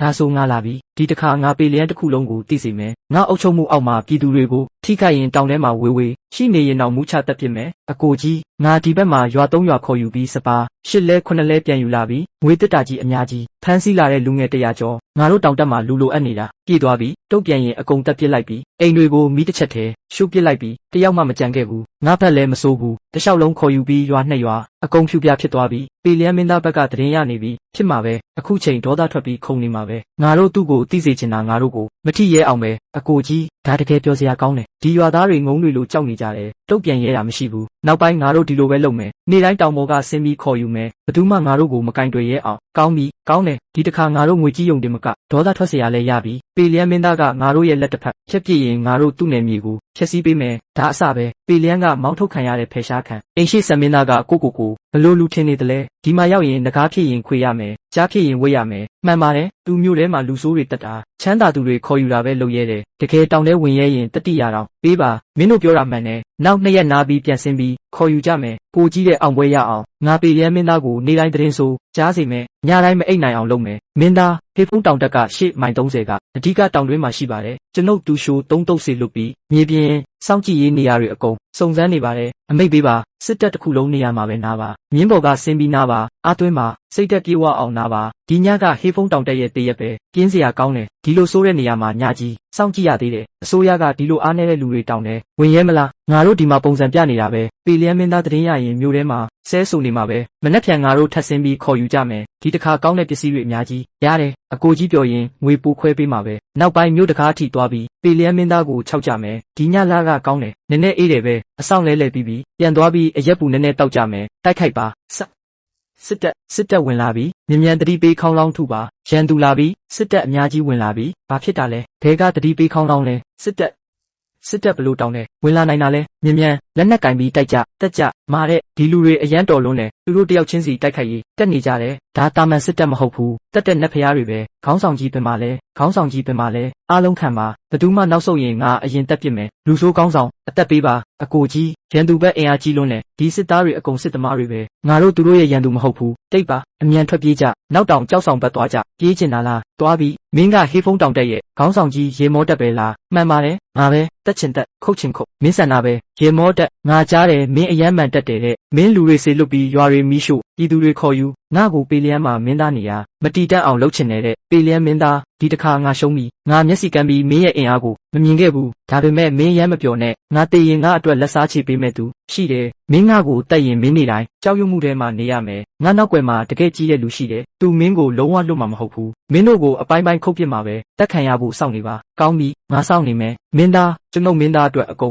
်ရှင်းလင်းပေးပါမယ်မင်းသားကိုထိခိုက်ရဲတဲ့သူရှိရင်ကျွန်ုပ်မူချတက်ဖြစ်ပါမယ်ဒီလူတွေအကုန်ပေလျက်မျိုးကိုပြန်ခေါ်သွားပါမျိုးထဲမှာပြောင်းလဲရေးလုပ်နေတယ်လူအင်အားလိုအပ်နေတယ်မင်းသားနောက်တောင်ဖုံးကွယ်ထောင်ထဲမှာပြည်သူတွေအများကြီးချုံနှောင်ခံထားရတာတွေ့ပါပြီချက်ချင်းသူတို့အားလုံးကိုခေါ်လာပါပြည်သူများငါပေလျက်မင်းသားချင်းယုံမှာမင်းတို့ဘေးကင်းပါပြီဖေးဖုံးတောင်တက်ရဲ့လူဆိုးတွေကိုငါအကုန်ဖျက်ဆီးပြီးပါပြီငါဒီမှာဂတိပေးပါတယ်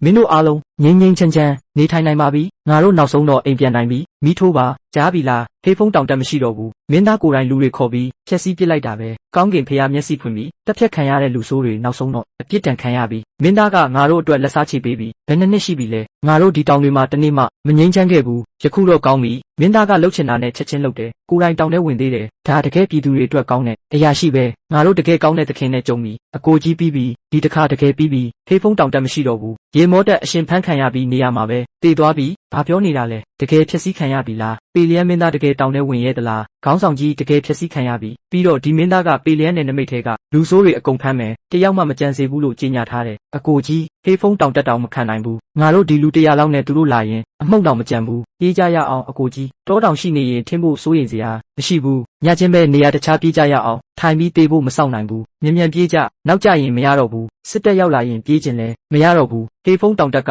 တုံးမကြတာငါတို့လည်းအတုံးမကြဘူးလို့မဆိုလိုဘူးပေလျံမင်းသားကဟေးဖုန်းတောင်တက်တစ်ခုပဲဖြက်စီးပြီးကဘာပေါ်မှာဘယ်သူမှမရှင်နိုင်ဘူးထင်နေသလားငါတို့ကိုလည်းအကုန်ဖြက်စီးခြင်းသလားမန်တက်တာလည်းမှားနေတယ်ဟုတ်တယ်ငါတို့တောင်တက်ကဟေးဖုန်းတောင်တက်ထက်ပိုခက်တယ်စစ်တက်လာရင်တောင်တက်လာနိုင်မှာမဟုတ်ဘူးစစ်တပ်ကနေတိုင်းမျိုးထဲမှာမနေနိုင်ဘူးတကယ်ပေလျံကလူဆိုးတွေကိုရှင်းလင်းခြင်းရင်စစ်တပ်ဘလောက်လိုမလဲအချိန်ဘလောက်ကြာမလဲဒီကောင်တွေကိုကြည်စံရခင်တောင်ထဲမှာအာနာရှင်လုပ်နေကြတယ်ယခုဒီနေ့ရောက်ပြီးထိုက်တန်လဲမင်းတို့ကိုဖြည်းဖြည်းချင်းအလုတ်ခိုင်းမယ်တေးသည့်အထိအလုတ်ခိုင်းမယ်ပေလျံမျိုးအတွက်တစ်သက်လုံးလမ်းဆောက်ပေးရင်အပြစ်လျှော့ပေးမယ်မင်းသားဟေးဖုန်းတောင်တက်အကျဉ်းသားတွေအားလုံးအလုတ်ယုံကိုပို့ပြီးပါပြီဝမ်ဟူဗိုလ်ချုပ်ကစစ်တီ2000ပြင်ဆင်ပြီးကြံတဲ့လူဆိုးတောင်တက်တွေကိုဆက်ရှင်းလင်းနေပါတယ်ကောင်းပြီပေလျံစစ်တပ်ကတကယ်စစ်ပွဲမတွေ့ကြုံရတာကြာပြီတ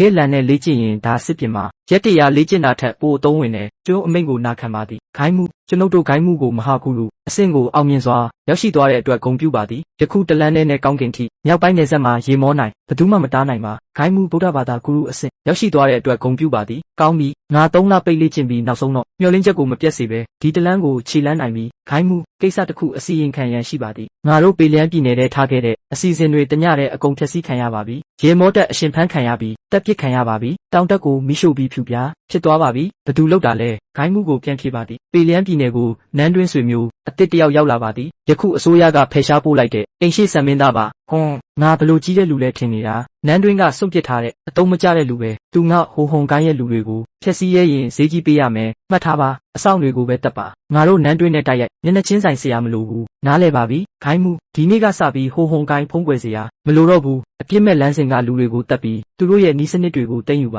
ဟုတ်ကဲ့နှစ်ဦးစလုံးဒီနေ့ဒီခီးမှာငါတို့တကယ်စိတ်ရင်ပြရမယ်ယခုတကယ်အာနာအကုန်သူ့လက်ထဲမှာရှိနေပြီငါတို့ပေလျံမှာဆက်ရက်တည်ခြင်းရင်ဥညွတ်ရမယ်ညီလေးငါတို့ကစွန်လီဇုံမိသားစုကြီး3စုရဲ့ခေါင်းဆောင်တွေပါဒီနေ့မင်းသားကိုလာရောက်ဥညွတ်ဖို့ဖိတ်စာယူလာပါသည်ကျွန်ုပ်တို့စွန်လီမင်းဇောက်ခတ်မင်းသားကိုဥညွတ်ပါသည်မိသားစုကြီး3စုရဲ့ခေါင်းဆောင်တွေအလေးမထားပါနဲ့ထိုင်ပါမင်းသားဒီရက်တွေအတွင်းအရန်ပင်ပန်းနေပါတယ်အရင်မျိုးတွေကလူဆိုးတွေကိုရှင်းလင်းပြီးကိုယ်တိုင်စစ်တပ်ခေါ်ပြီးတောင်ထဲဝင်ကဖေးဖုံးတောင်တက်လူဆိုးအန်ရကိုဖျက်ဆီးပေးပြည်သူတွေအတွက်အန်ရရှင်းပေးပေလျံမှာအာနာတီကြည်နေပါပြီယခုမြို့တစ်မြို့လုံးကပြည်သူတွေမင်းသားရဲ့ကျေးဇူးကိုသတိရနေပါတယ်ကျွန်ုပ်3ယောက်သတင်းကြားပြီးရင်ထဲကနေချီကျူးပြီးဝမ်းသာနေပါတယ်နေမြေကကွယ်ပြီးပြည်သူတွေငင်းချမ်းစေတာငါတာဝန်ပဲမင်းသားအသက်ငယ်ငယ်နဲ့ဒီလိုတတိနဲ့နီးစနစ်ရှိတာတကယ်ကိုငါတို့ပေလျံရဲ့ကံကောင်းမှုပါရခင်ပေလျံနယ်နမိတ်ထဲလူဆိုးအန်ရမပြတ်ဘူးအစိုးရဘာမှမလုပ်နိုင်ဘူးပြည်သူတွေနှစ်ရှည်လများကြောက်ရွံ့ပြီးနေခဲ့ရတယ်ယခုမင်းသားရှိနေတော့နောက်ဆုံးတော့ငြိမ်းငြိမ်းချမ်းချမ်းနေထိုင်နိုင်ပြီကျွန်ုပ်3ယောက်မျိုးဆက်လိုက်ပေလျံမှာနေထိုင်လာခဲ့ပြီးဒီမြေရဲ့တက်ကြကိုမြင်ခဲ့ပါတယ်ရင်ထဲမှာအမြဲတမ်းကောင်းတဲ့သခင်တယောက်လာအုပ်ချုပ်ဖို့မျှော်လင့်နေခဲ့ပါတယ်ယခုနောက်ဆုံးတော့မင်းသားကိုတွေ့ပြီးဒီနေ့လာရောက်တာပထမအောင်ပွဲကိုဂုဏ်ပြုဖို့ဒုတိယမင်းသားကိုမေးချင်တာကနောက်ပိုင်းပေလျံတိဆောက်ရေးမှာငါတို့မိသားစုကြီးတွေကအနှဲငယ်အကူအညီပေးနိုင်တဲ့နေရာရှိမလားဆိုတာပါငါသိတယ်မင်းတို့ဒီနေ့လာတာဂုဏ်ပြုဖို့တက်မဟုတ်ဘူးငါဝိုက်ပတ်ပြောတာမကြိုက်ဘူးအလုပ်လုပ်ရင်ဓာတ်ရိုက်ပဲပေလျံပြည်နယ်ကယခုငါနယ်မြေပဲငါနယ်မြေမှာရှင်တန်ခြင်းရင်ငါစီကံအတိုင်းလုပ်ရမယ်ဒါတန်တိုင်းပဲချွင်းချက်မရှိဘူးမင်းတို့မိသားစုကြီး3စုဒီနှစ်တွေအတွင်းပေလျံမှာမလုပ်ခဲ့လဲငါရှင်းရှင်းလင်းလင်းသိတယ်မြေသိမ်းယူမှုစပားဈေးထိန်းချုပ်မှုအင်အားဟောင်းတွေနဲ့ပူးပေါင်းမှုကုန်သွယ်ရေးလမ်းကြောင်းတွေပိတ်ဆို့မှုဟေးဖုန်းတောင်တက်ရဲ့ငွေဘလောက်မင်းတို့အိတ်ထဲဝင်သွားလဲချက်ချင်းမင်းတို့3စုကိုစစ်ဆေးတာမလုပ်တာငါစိတ်ကောင်းလို့မဟုတ်ဘူးမင်းတို့အသုံးဝင်သေးတယ်ထင်လို့ပဲပေလျံအကုန်ပြန်တိဆောက်ရမယ်အိမ်တော်တစ်ခုတည်းနဲ့မလုံလောက်ဘူးမင်းတို့ရဲ့မြေလူအင်အားစတိုးဆိုင်လမ်းကြောင်းတွေပေလျံအတွက်လိုအပ်နေတယ်ဒီနေ့မင်းတို့မလာရင်တောင်ငါလူစေလွတ်ပြီးဖိတ်မှာပဲလာပြီဆိုတော့ငါနည်းနည်းမှမရင်ကျေးတော့ဘူးဒီနေ့ကစပြီးမိသားစုကြီး3စုအိမ်တော်နဲ့အပြည့်အဝပူးပေါင်းပြီးပေလျံတိဆောက်ရေးအတွက်ငွေအင်အားအလုပ်ပေးရမယ်လမ်းဆောက်မြို့ဆောက်အလုပ်ယုံဖွင့်ဒုက္ခသည်ကယ်ဆယ်အိမ်တော်ဥဆောင်တဲ့ကိစ္စတိုင်းမင်းတို့3စုအခြေအနေမရှိပံ့ပိုးရမယ်ပြီးတော့မင်းတို့3စုလက်အောက်ကစီးပွားရေးအားလုံးစပားဆိုင်အထည်ဆိုင်မြင်းကြောင်းစတိုးဆိုင်ပေလျံနယ်နမိတ်ထဲလုတ်ကိုင်းတဲ့အရာတိုင်းအမျက်60%အိမ်တော်ကိုပေးရမယ်60%နဲ့ဒါမှသာငါမင်းတို့ရဲ့တစ္ဆာရှိမှုတကယ်ဟာဟုတ်မဟုတ်သိချနိုင်မယ်ယူသွားပြီးပေလျံမင်းသားကျိန်တည်နေပြီး60%ငါတို့ခက်ခက်ခဲလုတ်ကိုင်းပြီးအနေရခံပြီးလမ်းကြောင်းဖွင့်ထားတာနောက်ဆုံး40%ပဲရတယ်60%ငါမိသားစုရဲ့မြေကကောင်းကင်ကိုအားကိုးပြီးလူနဲ့လုတ်ကိုင်းရတာတဘာဝဘေးဆိုရင်အရှုံးပေါ်တယ်သူတော့ကောင်းကောင်းထိုင်ပြီး60%ယူနေတယ်မတရားဘူးအယမ်းမတရားဘူးငါစတိုးဆိုင်စားတောက်ဆိုင်တဲတန်းဖွင့်တာဆက်ဆံရေးစီစဉ်ရတယ်လူဆိုးတွေကိုကာကွယ်ရတယ်အလုပ်သမားတွေကိုကျွေးရတယ်သူစကားတခွန်းနဲ့60%ယူသွားတယ်ငါဒီ60%အမြတ်ကိုယူတာမင်းတို့ရဲ့ငွေနဲ့ကို လောဘကြီးလို့မဟုတ်ဘူးငါငွေယူရင်မင်းတို့သုံးစုကိုကာကွယ်ပေးရမယ်ဒီနေ့ကစပြီးငါရှိနေသမျှပေလျက်နဲ့နမိတ်ထဲဘသူမှမင်းတို့ရဲ့စီးပွားရေးကိုမထီရဲဘူးဘသူမှမင်းတို့ကိုပြဿနာမရှာရဲဘူးပိုရေးကြီးတာကငါတီးတန့်လုတ်ပိုင်ခွင့်ကိုမင်းတို့သုံးစုကိုပေးနိုင်တယ်တီးတန့်လုတ်ပိုင်ခွင့်နဲ့မင်းသားကျေးဇူးကြီးမလုံးပါတယ်ကျွန်ုပ်စုံမိသားစုမင်းသားရဲ့ဥဆောင်မှုကိုလိုက်နာပါမည်ပေလျက်တိဆောက်ရေးအတွက်စုံမိသားစုစပား1000ကျောက်ငွေ2000ကျပ်ပံ့ပိုးပါမည်အိမ်တော်ရဲ့ညွှန်ကြားချက်အားလုံးကိုအပြည့်အဝပူးပေါင်းပါမည်ကျွန်ုပ်လီမိသားစုလည်းမြေ1000ဧကပံ့ပိုးပြီးအိမ်ပြောင်းလဲရေးမှာပါဝင်ဖို့ငှားရမ်းသူတွေစုစည်းပါမည်နှလုံးမရှိပါကျွန်ုပ်ဇမိသားစုမျိုးတွေကလှဲတန်းတဝက်ကိုအိမ်တော်အသုံးပြုဖို့လူတန်းပါမည်စတိုးဆိုင်အမျက်အားလုံးမင်းသားရဲ့စီကံအတိုင်းခွဲဝေပါမည်ကျွန်ုပ်3ယောက်တစ္ဆာရှိပြီးမင်းသားအတွက်အသက်ဆုံးပြီးစက္ကပ်ပါမည်ကောင်းပြီငါနောက်ပိုင်းမင်းတို့3စုရဲ့စွမ်းဆောင်မှုကိုကြည့်မယ်ပေလျက်ရဲ့ကောင်းကင်ကဒီလောက်ပဲမဟုတ်ဘူးအနာဂတ်မှာမင်းတို့ရဲ့စီးပွားရေး area ပိုကြီးလာမယ်ပေလျက်ကနေမြောက်ပိုင်းတစ်ခုလုံးတနိုင်ငံလုံးအထိချက်ထွင်မယ်မင်းတို့စိတ်ချပြီးရဲရဲတောင်လောက်ပါရှင်ပါတိတ်ယူပါငါနောက်ကနေပံ့ပိုးပေးမယ်ဘသူမှမင်းတို့ကိုထိရဲရင်ငါငွေအိတ်ကိုထိတာပဲဘသူမှမင်းတို့ရဲ့လမ်းကိုပိတ်ရဲရင်ငါပေလျက်ကိုပိတ်တာပဲကျေးဇူးတင်ပါတယ်မင်းသားကျွန်ုပ်တို့မင်းသားရဲ့ယုံကြည်မှုကိုမပြတ်စေဘဲမင်းသားကိုအသက်ဆုံးပြီးတစ္ဆာရှိပါမည်လင်းအားရှေ့မှာပေလျက်မျိုးပဲငါတို့အရင်မျိုးတွေဝင်ပြီးဧခန်းရှာပြီးနားကြမယ်တခုခုစားပြီးတညအိတ်ကြမယ်မနှက်ဖြန်အိမ်တော်အဆောင်တွေရဲ့လမ်းကြောင်းကိုတိအောင်လုပ်ပြီးအခွင့်အရေးရှာပြီးတိုက်ရိုက်လှုပ်ဆောင်မယ်ဒီကာကွယ်သူဂုရုကိုတက်ပြည့်ရင်ပေလျက်မင်းသားကိုအပြင်းထန်ဆုံးတတိပေးမှုပဲတာဝန်ပြီးရင်ချက်ချင်းတောင်ပေါ်ပြန်ပြီးအစီရင်ခံမယ်ကောင်းပြီမင်းပြောတာပဲနားထောင်မယ်ဒီတာဝန်ကရိုးရိုးပဲဂုရုတယောက်ပဲတက်ရမှာပဲငါတို့အတွက်လွယ်လွယ်ကူကူပဲဒါပေလျက်မျိုးလားငါတို့နေရာမလာသလားအဖိုးကြီးမြို့ထဲမှာဘာလုပ်နေတာလဲဘာလို့နေရာတိုင်းအိမ်တွေပြန်ဆောက်နေတာလဲမင်းတို့ပြင်ပကလာတာလားဒါကငါတို့ပေလျက်မင်းသားကမြို့တစ်မြို့လုံးပြန်လဲတိဆောက်ဖို့အမိတ်ပေးထားတာပဲလမ်းဆောက်အိမ်ဆောက်ရေမြောင်းတူးရေပိုက်သွင်းနောက်ပိုင်းငါတို့ပြည်သူတွေတန့်ရှင်းပြီးဘေးကင်းတဲ့အိမ်တွေမှာနေနိုင်မယ်လေမိုးတံမခံရတော့ဘူးဒီဖယ်ရှားခံရတဲ့အိမ်ရှိဆံမင်းသားကပြည်သူဘဝကိုဂရုစိုက်သေးတယ်ပြည်သူတွေအတွက်မြို့တိဆောက်ပေးတဲ့စိတ်ရှိသေးတယ်သူဘရင်ဖြစ်ခဲ့ရင်ချင်းနိုင်မယ်ပြည်သူတွေတကယ်ကောင်းတဲ့နေ့ရက်တွေနေထိုင်နိုင်မှာပဲစိတ်မကောင်းပါဘူးချင်းဘရင်ကဖယ်ရှားပြီးဒီလိုဝေးလံတဲ့နေရာကိုပို့လိုက်ပြီးကောင်းပြီအတုံးမဝင်တဲ့စိတ်ခံစားမှုတွေမပြောနဲ့သူကောင်းတာဆိုတာငါတို့နဲ့မဆိုင်ဘူးငါတို့လူတက်ဖို့လာတာတရားစီရင်ဖို့မဟုတ်ဘူးမြင်မြန်ဧကန်ရှာပြီးနားပါအားသွင်းပြီးမနှက်ဖြန်အလုပ်လုပ်ကြမယ်ဘလို့လဲအိမ်တော်အဆောင်တွေတင်းကျပ်လာထင်ထားတာထက်တင်းကျပ်တယ်အားလုံးကျွမ်းကျင်တဲ့စစ်သမားတွေအဆောင်လဲလှယ်မှုစနစ်ကြပွင့်လင်းတဲ့နဲ့ဖုံးကွယ်တဲ့စောင့်ကြည့်ရေးအပြန်လန်ပေါင်းဆက်ပြီးချွေယွင်းချက်မရှိဘူးနေကင်းလှုပ်ဆောင်မှုအခွင့်အရေးလုံးဝမရှိတလောက်ပဲဘလောက်တင်းကျပ်တာမှစစ်သားတွေပဲငါတို့ကူးယူတွေပဲဒီစစ်သားလေးတွေကိုကြောက်เสียရလို့လားစစ်သားတွေကကြောက်เสียရမဟုတ်ဘူးကြောက်เสียရကသတိပေးမိမှာပဲဒီကူရုကမပေါ်လာသေးဘူးသူဘယ်မှာရှိနေလဲမသိဘူးနေကင်းတိုက်ခိုက်ရင်ဖမ်းမိသွားနိုင်တယ်မြို့တစ်မြို့လုံးစစ်တပ်ဝိုင်းလာရင်ငါတို့ထွက်ပြေးခြင်းလက်ခတ်မယ်ညလှုပ်ဆောင်မယ်ညမှာမျက်စိမမြင်ရဘူးအဆောင်တွေတတိထားမှုနေကင်းထက်နည်းနည်းရော့မယ်ညတကောင်အဆောင်လဲချိန်မှာနေရန်တက်ပြီးအိမ်တော်ထဲဝင်မယ်အဓိကအိမ်တော်ဘက်တိုက်ရိုက်သွားမယ်ဂုရုကပေလျက်မင်းသားပေးမှာကာကွယ်နေမှာပဲငါတို့ပူးပေါင်းပြီးတိုက်ခိုက်မယ်မြင်မြန်ပြီးအောင်မင်းနဲ့ငါဟိုဟွန်နီးစနစ်နဲ့ပူးပေါင်းတဲ့အင်အားကဂုရုအဆင့်ပြေတောင်ငါတို့ရဲ့ပူးပေါင်းတိုက်ခိုက်မှုကိုမခံနိုင်ဘူးပြီးရင်ချက်ချင်းဆုတ်ခွာမယ်လုံးဝမတိုက်တော့ဘူးမင်းကစဉ်းစားမှုပြည့်စုံတယ်ဒါဆိုညလှုပ်ဆောင်မယ်ဂုရုကိုတက်ပြီးပေလျက်မင်းသားကို6ပေးမယ်ပြီးရင်ချက်ချင်းမြို့ပြင်ထွက်ပြီးတောင်ပေါ်ပြန်ပြီးတာဝန်ပေးမှုပြီးမြောက်ကြောင်းပြောမယ်အချိန်ရောက်ပြီးတိတ်လေးတွားကြမယ်စိတ်ဝင်စားစရာပဲကြွက်နှစ်ကောင်ဝင်လာတယ်ငါလက်ထုတ်ရမယ့်အချိန်ပဲလင်းအားအရင်မလှုပ်ရှားနဲ့ဘသူမှငါတို့ကိုအမှောင်ထဲကနေစောင့်ကြည့်နေတယ်လို့ခံစားရလားမခံစားရဘူးဝင်းကျင်မှာအဆောင်တွေကလွယ်ရင်ဘာမှမရှိဘူးမင်းအရန်တင်းကျပ်နေသလားအိမ်တော်အဆောင်တွေတင်းကျပ်ပေမဲ့ငါတို့ဝင်းကျင်ကိုဖုံးကွယ်ထားပြီးကောင်းကောင်းဖုံးထားတယ်ဘသူသိမှလဲမဟုတ်ဘူးငါအမြဲတမ်းခံစားနေရတယ်မျက်လုံးတစ်စုံကငါတို့ကောင်းပေါ်မှာရှိနေတယ်ငါတို့အတွင်းပိုင်းဝင်လာကြတဲ့ကဒီခံစားမှုမပြောက်ဘူးဘယ်တစ်ခုခုကစောင့်ကြည့်နေတယ်လို့ပဲတကူလုံးမတက်မတာဖြစ်နေတယ်မင်းစိတ်ကူးများနေတာပဲကိုမချောက်ပါနဲ့တာဝန်ကိုထိခိုက်စေမယ်ရှေ့ဆက်မသွားတင်တော့ဘူးငါတို့အရင်ထွက်ကြမယ်ချက်ချင်းသွားကြမယ်ငါအာယုံခံစားမှုမှားမှာမဟုတ်ဘူးကောင်းပြီသွားကြမယ်လာပြီဆိုတော့ခိုးကြောင်ခိုးဝက်ဒီလောက်ကြာလဲပတ်ပြီးဒီလောက်နဲ့ပြန်သွားချင်တာလားသွားကြဂုရုနှစ်ယောက်ကပေလျက်အိမ်တော်ကိုဝင်ရဲသလားဘသူကမင်းတို့ကိုတက်တီပေးတာလဲဒီလူအရန်အန်ရရှိတယ်တာမန်ဂုရုထက်အများကြီးပိုတယ်လက်မဆောင်တင်ဘူးအတူတကွတိုက်ခိုက်မယ်ကိုဟုံပူပေါင်းနီးစနစ်သုံးပြီးတက်ပစ်မယ်ကောင်းပြီပူပေါင်းပြီးရန်သူကိုချေမုံမယ်တက်ကြနည်းနည်းအားရှိတယ်ဒါပေမဲ့မလုံလောက်သေးဘူးမင်းတို့ဒီလောက်တိုက်ချင်ရင်ငါမင်းတို့နဲ့ကစားပေးမယ်ဒီလူကမဟာကုလူပဲလင်းအားမင်းမြန်ပြေးပါငါသူ့ကိုခဏထိန်းထားမယ်မင်းချက်ချင်းပြန်ပြီးဂိုင်းမှုကိုအစီရင်ခံပါဂိုင်းမှုကိုငါတို့အတွက်လက်စားချေခိုင်းပါအတူတကွသွားမယ်ငါမင်းကိုချက်မထားနိုင်ဘူးမြန်သွားပါမသွားရင်ငါတို့နှစ်ယောက်လုံးဒီမှာတေးမှာပဲမင်းတို့နှစ်ယောက်ဘယ်သူမှမသွားရဘူးပြေးချင်တာလားအကိုမင်းတို့အသက်ကိုချမ်းသာပေးမယ်မေးစရာစကားတွေရှိသေးတယ်ပြောပါမင်းတို့ဘသူတွေလဲဘသူကဆေလွတ်ပြီးငါအိမ်တော်ထဲဝင်ခိုင်းတာလဲဘာလုပ်ချင်တာလဲတက်ချင်တက်ခုတ်ချင်ခုတ်ငါဘာမှပြောမှာမဟုတ်ဘူးကောင်းပြီ तू မပြောချင်ရင်မိန်းကလေးကိုထုတ်ပြီး ခုတ်ပစ်ပါဟုတ်ကဲ့မင်းသားမလုပ်ပါနဲ့မင်းရဲတောင်လုပ်ရဲတလားငါမှဘာမှမရဲတောင်လုပ်ရဲတာလေပေလျံမှာငါစကားကဥပဒေပဲမင်းမပြောရင်သူတေးရမယ်မင်းပြောရင်အသက်ရှင်နိုင်တယ်ကိုယ်တိုင်ရွေးပါငါတို့ကဟိုဟုန်ကိုင်းရဲ့အမျိုးသားအမျိုးသမီး2ယောက်ပဲငါနာမည်လင်ဝေးသူကမေလင်းငါနဲ့မင်းတို့ဟိုဟုန်ကိုင်းရခင်ကဘယ်တော့မှမတွေ့ဘူးရေတွင်းနဲ့မြည်ရည်မထိတွေ့ဘူးမင်းတို့ဘာလို့ငါအိမ်တော်ထဲဝင်ပြီးငါအဆောင်ကိုတက်ချင်တာလဲဟေးဖုန်းတောင်တက်နောက်ွယ်ကအင်အားစုကမင်းတို့ဟိုဟုန်ကိုင်းလားမှန်ပါတယ်ဟေးဖုန်းတောင်တက်ကငါတို့ဟိုဟုန်ကိုင်းကပေလျံမှာထားတဲ့အောက်ခြေအင်အားစုပဲငွေရှာဖို့လူဖမ်းဖို့ဂိုင်းလေးကျင့်ရအတွက်သုံးဖို့ပဲဟိုဟုန်ကိုင်းရဲ့ယခုအမြင့်ဆုံးအဆင့်ဘယ်လောက်လဲဂိုင်းမှုလင်ပင်မကြသေးခင်ကမဟာကူရုအဆင့်ကိုဖောက်ထွက်ပြီးပါပြီဂိုင်းထဲမှာမဟာကူရုဘယ်နှယောက်ရှိလဲဂိုင်းမှု1ယောက်တည်းပါကျန်တဲ့ဂိုင်းကြီးကဲတွေအကုန်ဂုရုအဆင့်ပါမင်းတို့ရဲ့အခြေစိုက်စခန်းပမာလဲယူပြည်နယ်ရဲ့တာပူတောင်ထဲမှာတဘာဝကြောက်ကူအုပ်စုထဲမှာပါအဲ့ဒီကမြေပြင်ခက်ခဲပြီးကာကွယ်ရလွယ်တိုက်ခတ်ရခက်ပါတယ်ဟိုဟုန်ကိုင်းရဲ့အဓိကစခန်းမှာပေလျံမင်းသားငါတိတာအကုန်ပြောပြီးပြီမင်းငါတို့2ယောက်ကိုလွတ်ပေးပါဒီနေ့ကစပြီးဟိုဟုန်ကိုင်းနဲ့အိမ်တော်ရေတွင်းနဲ့မြည်ရည်လိုမထိတွေ့ဘူးနောက်တစ်ခါပေလျံကိုပြဿနာရှာဖို့လူမစေလွတ်တော့ဘူးဘလို့လဲမင်းတကယ်အိမ်မက်ကောင်းမှတ်နေတယ်ဟိုဟုန်ကိုင်းလောက်ကိုငါလုံးဝဂယုမဆိုင်ဘူးလင်မင်းပေလျံကိုလာရဲရင်ငါသူ့ကိုလာခွင့်ပေးပြီးပြန်ခွင့်မပေးဘူး2ယောက်လုံးကိုချုပ်နှောင်ပြီးကောင်းစောင့်ကြည့်ပါသူတို့ကိုအသုံးဝင်သေးတယ်ဟုတ်ကဲ့မင်းသားကိုဟုန်ကိုင်းကအိမ်တော်ထဲလူစီလွတ်ပြီးတက်ဖြတ်ဖို့ကြိုးစားတာပုံကံမှုနဲ့တူပါတယ်ကျွန်ုပ်ကိုယ်တိုင်စစ်တီ300ခေါ်ပြီးညချင်းပဲယူပြည်နယ်တာပိုတောင်ကိုတွားပြီးဟိုဟုန်ကိုင်းအဓိကစခန်းကိုချေမုန်းပါမယ်လင်ပင်းကိုအရှင်ဖမ်းပြီးနောက်ဆက်တွဲပြဿနာမရှိအောင်လုပ်ပါမယ်ဇော်ယွန်းမပူပါနဲ့ယခုအချိန်မတန်သေးဘူးအချိန်ရောက်ရင်ဟိုဟုန်ကိုင်းကိုဖျက်ဆီးတာလက်တဆုပ်စာပဲဘသူထင်မှလဲဖယ်ရှားခံရတဲ့အိရှိဆန်မင်းသားပေးမှာမဟာဂုရုတယောက်ဖုံးကွယ်နေတယ်ဆိုတာငါတို့ဒီတစ်ခါတကယ်ရှုံးပြီခင်မွန်းဂိုင်းမှုကငါတို့ကိုကယ်ဖို့လူစေလွတ်မလားဂိုင်းမှုကမဟာဂုရုဖြစ်နေပြီသူနီးလန့်ရှာမှာပဲဟုတ်တယ်မဟုတ်လားကယ်မလားတဲ့ဘလို့ကယ်မှာလဲဂိုင်းမှုကမကြသေးခင်ကမဟာဂုရုဖြစ်လာတာပဲ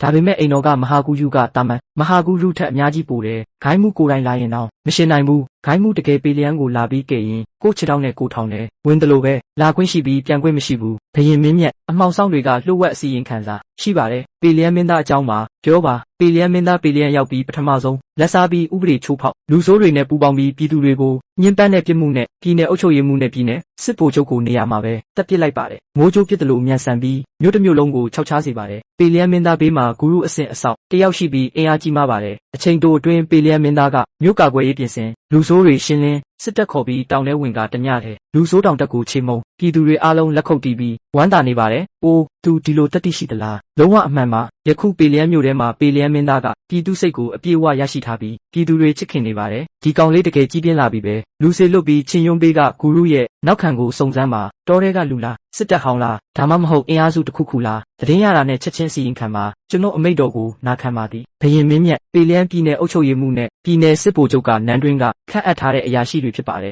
ပေလျံမင်းသားကအပေါ်တင်သွင်းခြင်းမရှိပဲသုံးဌာနပူးပေါင်းစစ်ဆေးခြင်းမရှိပဲဓာတ်ရိုက်တက်ပစ်လိုက်ပါတယ်နန်းတွင်းဝင်ကြီးတွေထင်မြင်ချက်ပေးကြမှာပါထင်မြင်ချက်တဲ့ဒီအသုံးမကျတဲ့2ယောက်ကပေလျံမှာပြည်သူတွေကိုခေါ်ယူလူဆိုးတွေနဲ့ပူးပေါင်းပေလျံကိုအမြင့်ကနေပုတ်သွားအောင်လုပ်ထားတယ်သူတို့ရဲ့ပြစ်မှုသေးတမ်းရာခောက်ချမှတ်ရင်တော့မလုံလောက်ဘူးချင်းယွန်းကတက်ပစ်တာငါစိတ်နဲ့ကိုက်ညီတယ်နန်းတွင်းမှာဘသူမှပေလျံရဲ့ပျက်စီးနေတဲ့ကိစ္စကိုကင်တွယ်ခြင်းသူမရှိလို့မဟုတ်ရင်ငါကိုယ်တိုင်ဒီပိုးမွား2ကောင်ကိုတက်ပစ်ဖို့အမိတ်ပေးပြီးသားပဲယခုချင်းယွန်းကငါအတွက်စောက်ရှောက်နေတာဘာမှလို့လဲငါပေလျံပြည်နယ်ချင်းယွန်းလက်ထဲမှာတကယ်ငင်းချမ်းသွားဖို့ပဲမျှော်လင့်တယ်ဖြူကြကိုင်းဘက်မှာမကြသေးခင်ကဘာလှုပ်ရှားမှုရှိလဲဘယင်မင်းမြတ်ကိုပြန်ဖြေပါသည်အမောင်ဆောင်တွေကအရေးပေါ်သတင်းတွေစက်တိုက်ပို့နေပါတယ်ဖြူကြကိုင်းကမကြသေးခင်ကလှုပ်ရှားမှုများနေပြီးနေရာတိုင်းဆက်သွယ်အမောင်ထဲမှာစူးစီးထောင်တိုက်ကချုံနှောင်ထားတဲ့လူတွေကိုကယ်ထုတ်ဖို့ကြံစီနေပုံရပါတယ်တီးပြီးအမိတ်ပေးပါအမောင်ထဲမှာထောင်တိုက်ဆောင်ကြည့်ရေးတိုးမြင့်ပါဒါပေမဲ့အပေါ်ရံမှာနည်းနည်းရှော့ပေးပြီးတမင်အားနဲ့ချက်ပြပါသူတို့လက်ထုတ်အောင်ဆွဲပြီးတကွင်းနဲ့ဖမ်းပစ်ပါကျွန်တော်အမိတ်တော်ကိုနာခံပါသည်ကျန်တဲ့မင်းသားတွေမကြသေးခင်ကဘာလုပ်နေကြလဲအိမ်ရှိဆန်နေရလွတ်နေတော့ဒီကောင်လေးတွေငြိမ်နေမှာမဟုတ်ဘူးအမှန်တိုင်းပြောပါဒုတိယမင်းသားမကြသေးခင်ကအိမ်ထဲမှာပဲနေပြီးစာဖတ်နေတယ်လို့ပြနေပေမဲ့အမောင်ထဲမှာမြို့တော်ကမိသားစုကြီးတွေစာပေအရာရှိတွေနဲ့မကြခဏဆက်သွယ်နေတယ်ဗန္ဒာရေးဌာနလူစွမ်းအားဌာနအရာရှိတွေနဲ့လည်းတိတ်တဆိတ်တွေ့ဆုံပွဲတွေမကြခဏကျင်းပလူစိတ်ဆွဲငင်တဲ့ရည်ရွယ်ချက်အလွန်ထင်ရှားတယ်စတုထမင်းသားကဒုတိယမင်းသားနဲ့အနီးဆုံးကပ်နေပြီးနီးပါးနေတိုင်းဒုတိယမင်းသားရဲ့အိမ်ကိုသွားနေတယ်ရှေ့တန်းစစ်သားလိုပဲပြင်ပမှာဒုတိယမင်းသားရဲ့ဂုံသတင်းဖြန့်ပေးနေတယ်တတိယမင်းသားကနှစ်ဖက်စလုံးကိုစောင့်ကြည့်နေတယ်တစ်ဖက်မှာဒုတိယမင်းသားနဲ့ရင်းနှီးပြီးတစ်ဖက်မှာတိတ်တဆိတ်မားကွေတွေနဲ့နန်းတွင်အရေးကြီးဝင်ကြီးတွေကိုဆွဲငင်နေတယ်ပြင်စမမင်းသားမကြသေးခင်ကကြီးမားတဲ့လှုပ်ရှားမှုမရှိဘူးနေ့တိုင်းစာတင်ကျောင်းမှာစာဖတ်နေပြီး နိုင်ငံရေးမဆက်ဆိုင်ဘူးလို့ပြနေတယ်စက္ကန့်ရေးအတွက်စိတ်ဝင်စားမှုမပြတာဘူးဒါပေမဲ့အမှောင်ဆောင်တွေအစီရင်ခံတာကသူစစ်တပ်ပုံမှုတွေနဲ့ရင်းနှီးစွာဆက်သွယ်နေတယ်လုံးဝစိတ်မဝင်စားဘူးလို့လည်းမဆိုနိုင်ဘူးစိတ်ရှည်တယ်အုံနောက်နည်းနည်းရှိသေးတယ်အမြန်ခုန်ထွက်ပြီးကြီးကြီးမားမားမလုပ်သေးဘူးငါထင်ထားတာထပ်ပိုကောင်းတယ်ကောင်းပြီမင်းသွားပါဆက်ပြီးအမှောင်ထဲမှာစောင့်ကြည့်ပါသူတို့ဘာလုပ်လဲဘသူနဲ့တွေ့လဲဘာစကားပြောလဲတလုံးမှမချမ်းပဲမှတ်တမ်းတင်ပြီးငါ့ကိုအစီရင်ခံပါငါနိုင်ငံကိုမကြမီလွှဲပြောင်းရမယ်အိမ်ရှိဆန်နေရနောက်ဆုံးတော့သူတို့တွေကတယောက်ကိုရွေးရမယ်အိမ်ရှိဆန်ကိုစောစောစီးစီးခန့်အပ်ရင်နန်းတွင်းဝင်ကြီးတွေရဲ့စိတ်ကိုငြိမ်သက်စေနိုင်မယ်လူတိုင်းစိတ်ခံစားမှုများနေပြီးနိုင်ငံရေးကိုထိခိုက်စေမှာမဟုတ်အောင်ကျွတ်မုတ်နားလဲပါပြီသွားစီစဉ်ပါမယ်တကယ်လား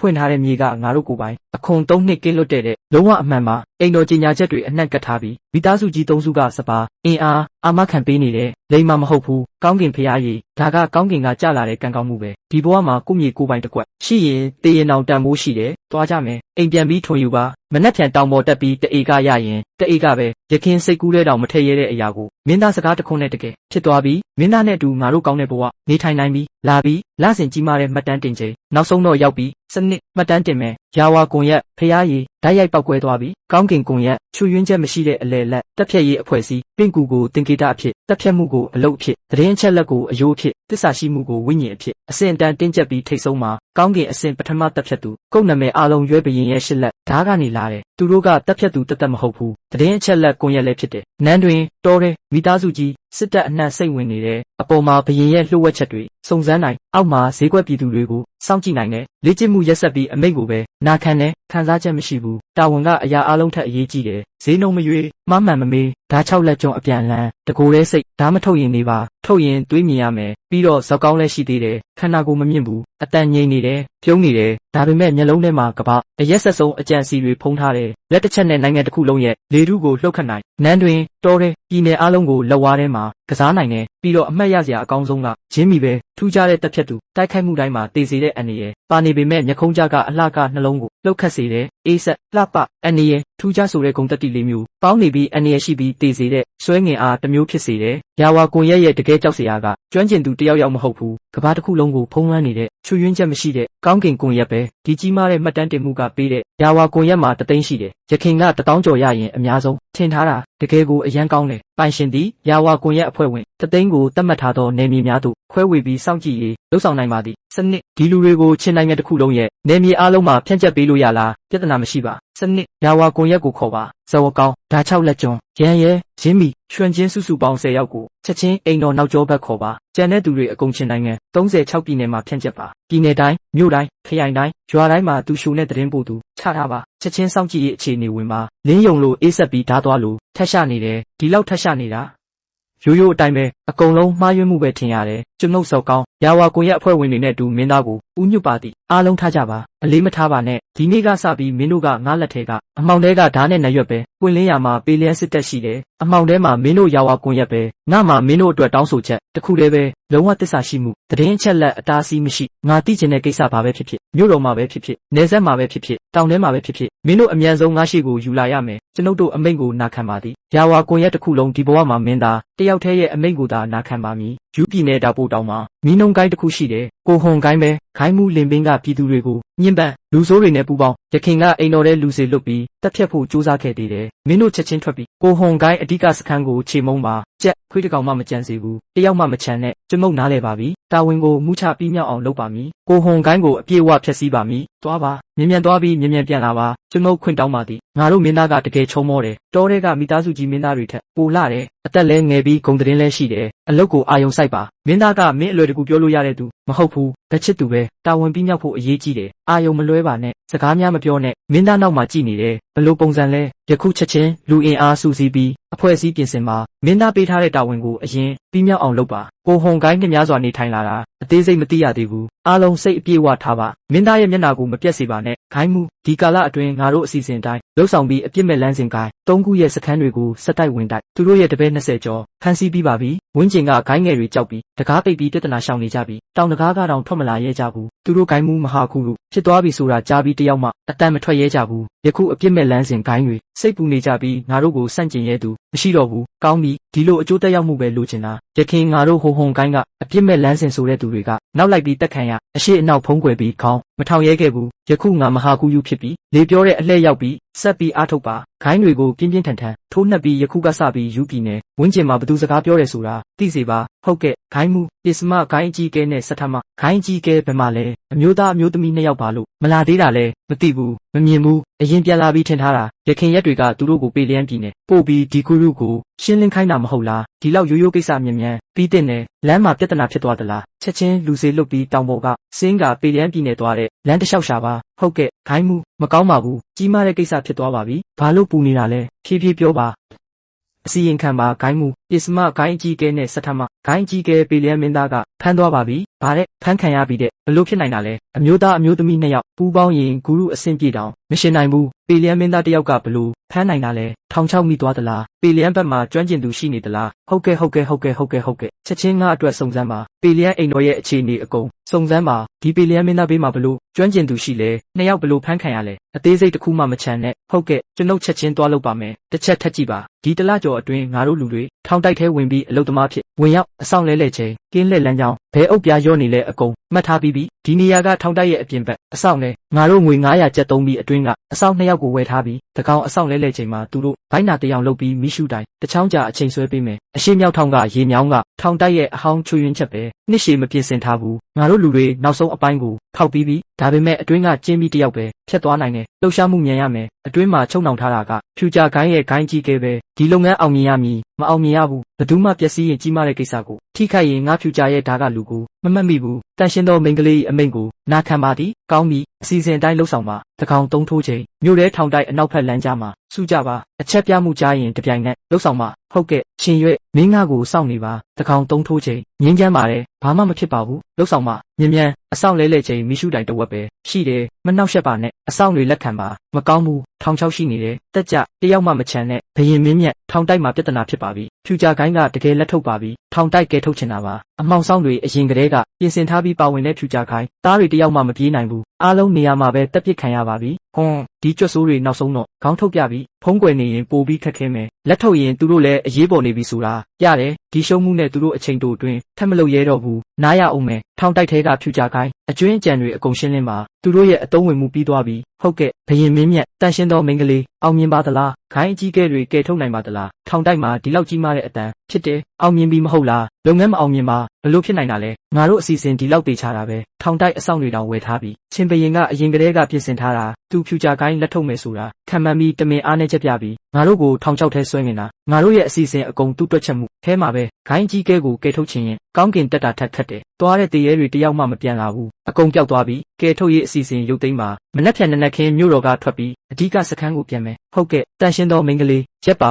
10ယောက်ခွဲထုတ်ပြီးရှေ့ကိုသွားပြီးစုံစမ်းပါမြေပြင်တိအောင်ဟိုဟွန်ကိုင်းအဓိကစခန်းရဲ့တိကျတဲ့နေရာကိုရှာပါဟုတ်ကဲ့နေရာမှာနားပါစုံစမ်းမှုရလက်ပြန်လာမှဆက်လုပ်ဆောင်မယ်ဟုတ်ကဲ့တကယ်ကိုဒါကမင်းသားနဲ့ပထမဆုံးအလုပ်လုပ်တာပဲလှပအောင်လုပ်ရမယ်ရာဝါကွန်ရက်ရဲ့မျက်နှာကိုမပြတ်စေရဘူးမင်းစကားတစ်လုံးပဲပြောတတ်တယ်စကားမပြောတတ်ဘူးသူ့ကိုဂယုမဆိုင်နဲ့တစ်သားတုံးပဲငါကြားတယ်ဒီဟိုဟွန်ကိုင်းမှာဒီမဟာကူယုကလွဲရင်ကူရု4ယောက်ကြံသေးတယ်ငါတို့3ယောက်အများကြီးရအောင်ယူရမယ်ဒီတစ်ခါမင်းတို့ငါနဲ့မရှင်နဲ့ငါနောက်ထပ်2ယောက်တက်ချင်တယ်ကြာဓာမကန်ရတော့လက်ရနေပြီဘာလို့မင်းရှင်ရမှာလဲလက်ထုတ်မှုစွမ်းရည်ကငါ့ကိုကြည့်ရမယ်မင်းရဲ့ဖြည်းဖြည်းခုတ်တဲ့နီးစနစ်ကနှီးလုံးနဲ့ငါတစ်ချက်တည်းတယောက်ပဲမျက်လုံးနဲ့မင်းတို့2ယောက်မရှင်ကြနဲ့ငါဂုရုကိုတက်ရင်အမြဲတမ်းဓာတစ်ချက်တည်းပဲမင်းတို့ငါ့ကိုမရှင်နိုင်ဘူးဟွန်းမန်တက်နေတယ်ရခင်ဇက်နိုင်ငံမှာဒီဂုရုကိုတက်တော့ငါအရင်ကာကွယ်ရေးဖောက်ခဲ့တာပဲပူပေါင်းမှုပြဿနာပဲမင်းအရင်ရှေ့တက်လုံးပြီးအသက်ဆုံးရှုံးလူမိဘဖြစ်ခဲ့တာငါမင်းအတွက်3ချက်ကာကွယ်ပေးခဲ့တာငါကာကွယ်ပေးခဲ့တာရှင်ပြိုင်မှုပြီးရင်တိတ်ပါတာဝန်ကဂိုင်းဖြက်စီးရေးပဲဘသူပိုတက်လဲရှင်ပြိုင်တာမဟုတ်ဘူးအောင်ပွဲအတွက်ရှင်ပြိုင်ပြီးကိစ္စမပြတ်စေပါနဲ့ခေါင်းဆောင်ကိုအစီရင်ခံပါသည်တွေ့ပါပြီနေရတောင်လဲအတွင်းပိုင်း12မိုင်ဖုံးကွယ်ထားတဲ့တောင်ကြား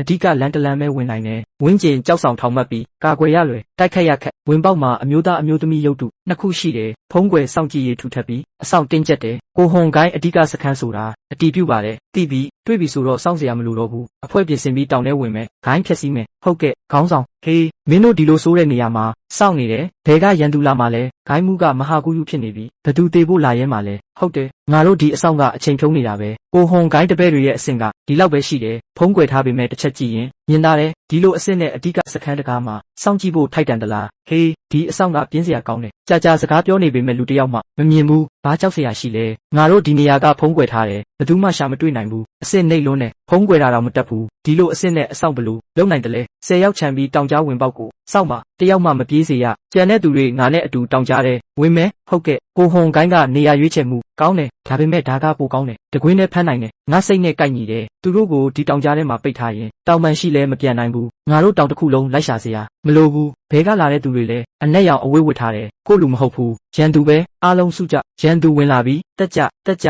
ဒီအမိုက်တွေကငါဖက်နဲ့တန့်စင်ဖို့တော့မထိုက်တန်ဘူးငါလက်ထုတ်ဖို့တော့မတန်ဘူးတပည့်တွေအကုန်ပြောက်သွားပြီဒီအညစ်အကြေးတွေကငါကိုဟွန်ကိုင်းသားတွေကိုတက်ရဲသလားခိုင်းမှုသူတို့ကလူတွေကိုတက်ပစ်ပြီးမာတဲ့မင်းတို့ဘသူတွေလဲဘာလို့ငါဟိုဟွန်ကိုင်းတပည့်တွေကိုတက်တာလဲမင်းကဟိုဟွန်ကိုင်းမှုလင်းပင်လားငါပဲကောင်းပြီအဓိကလူပေါ်ပြီးတက်ကြတယောက်မှမချန်နဲ့တက်ကြကိုဟွန်ကိုင်းကြီးကဲတွေကငါတို့လက်လေးကျင့်ဖို့ကောင်းတယ်အင်အားကြီးလိုက်တာမန်မတက်နဲ့ဒီလောက်စွမ်းရည်နဲ့ကိုင်းကြီးကဲဘလို့လုံနိုင်တယ်လဲဒီလူရဲ့အင်အားကြောက်စရာကောင်းတယ်ဓာတ်ရိုက်မခံသင့်ဘူးအတုံးမကျတဲ့လူအနီးကပ်တောင်မရောက်နိုင်ဘူးတကယ်ကိုရှက်စရာကောင်းတယ်အတုံးမကျတဲ့လူလိုပဲပြီးငါမင်းကိုတတ်မယ်ဒါကမဟာကူယူရဲ့အင်အားပဲဝိညာဉ်တိုက်ခိုက်မှုဒီလောက်ကြောက်စရာကောင်းတယ်ဂရုအဆင့်ထက်အများကြီးပိုတယ်မဟာကူယူအဆင့်ရှိပိုင်းအတူတူပဲဒီလူရဲ့ဝိညာဉ်ကဒီလောက်ထူထပ်တယ်မင်းကိုမူချတက်ပြရမယ်တပည့်တွေအတွက်လက်စားချေရမယ်ဒေါသနဲ့စိတ်ရှုပ်နေတယ်နီးစနစ်မမှန်တော့ဘူးကြာမခံနိုင်ဘူးတွေးအပ်နေတဲ့လက်ဝါးကြီးမားတဲ့နီးစနစ်ပဲဒါကဟိုဟွန်ကိုင်းရဲ့အထူးနီးစနစ်ပဲယာဝါကွန်ရက်ထောင်ထက်ကွန်ရက်မဟာကူရုအဆင့်မင်းမကျွမ်းကျင်သေးဘူးငါမင်းနဲ့အတူတည်မယ်တွေးစွမ်းအားကတကယ်ပြင်းထန်တယ်ကိုဟွန်ခုတ်ချက်လင်ပင်းယူသွားပြီး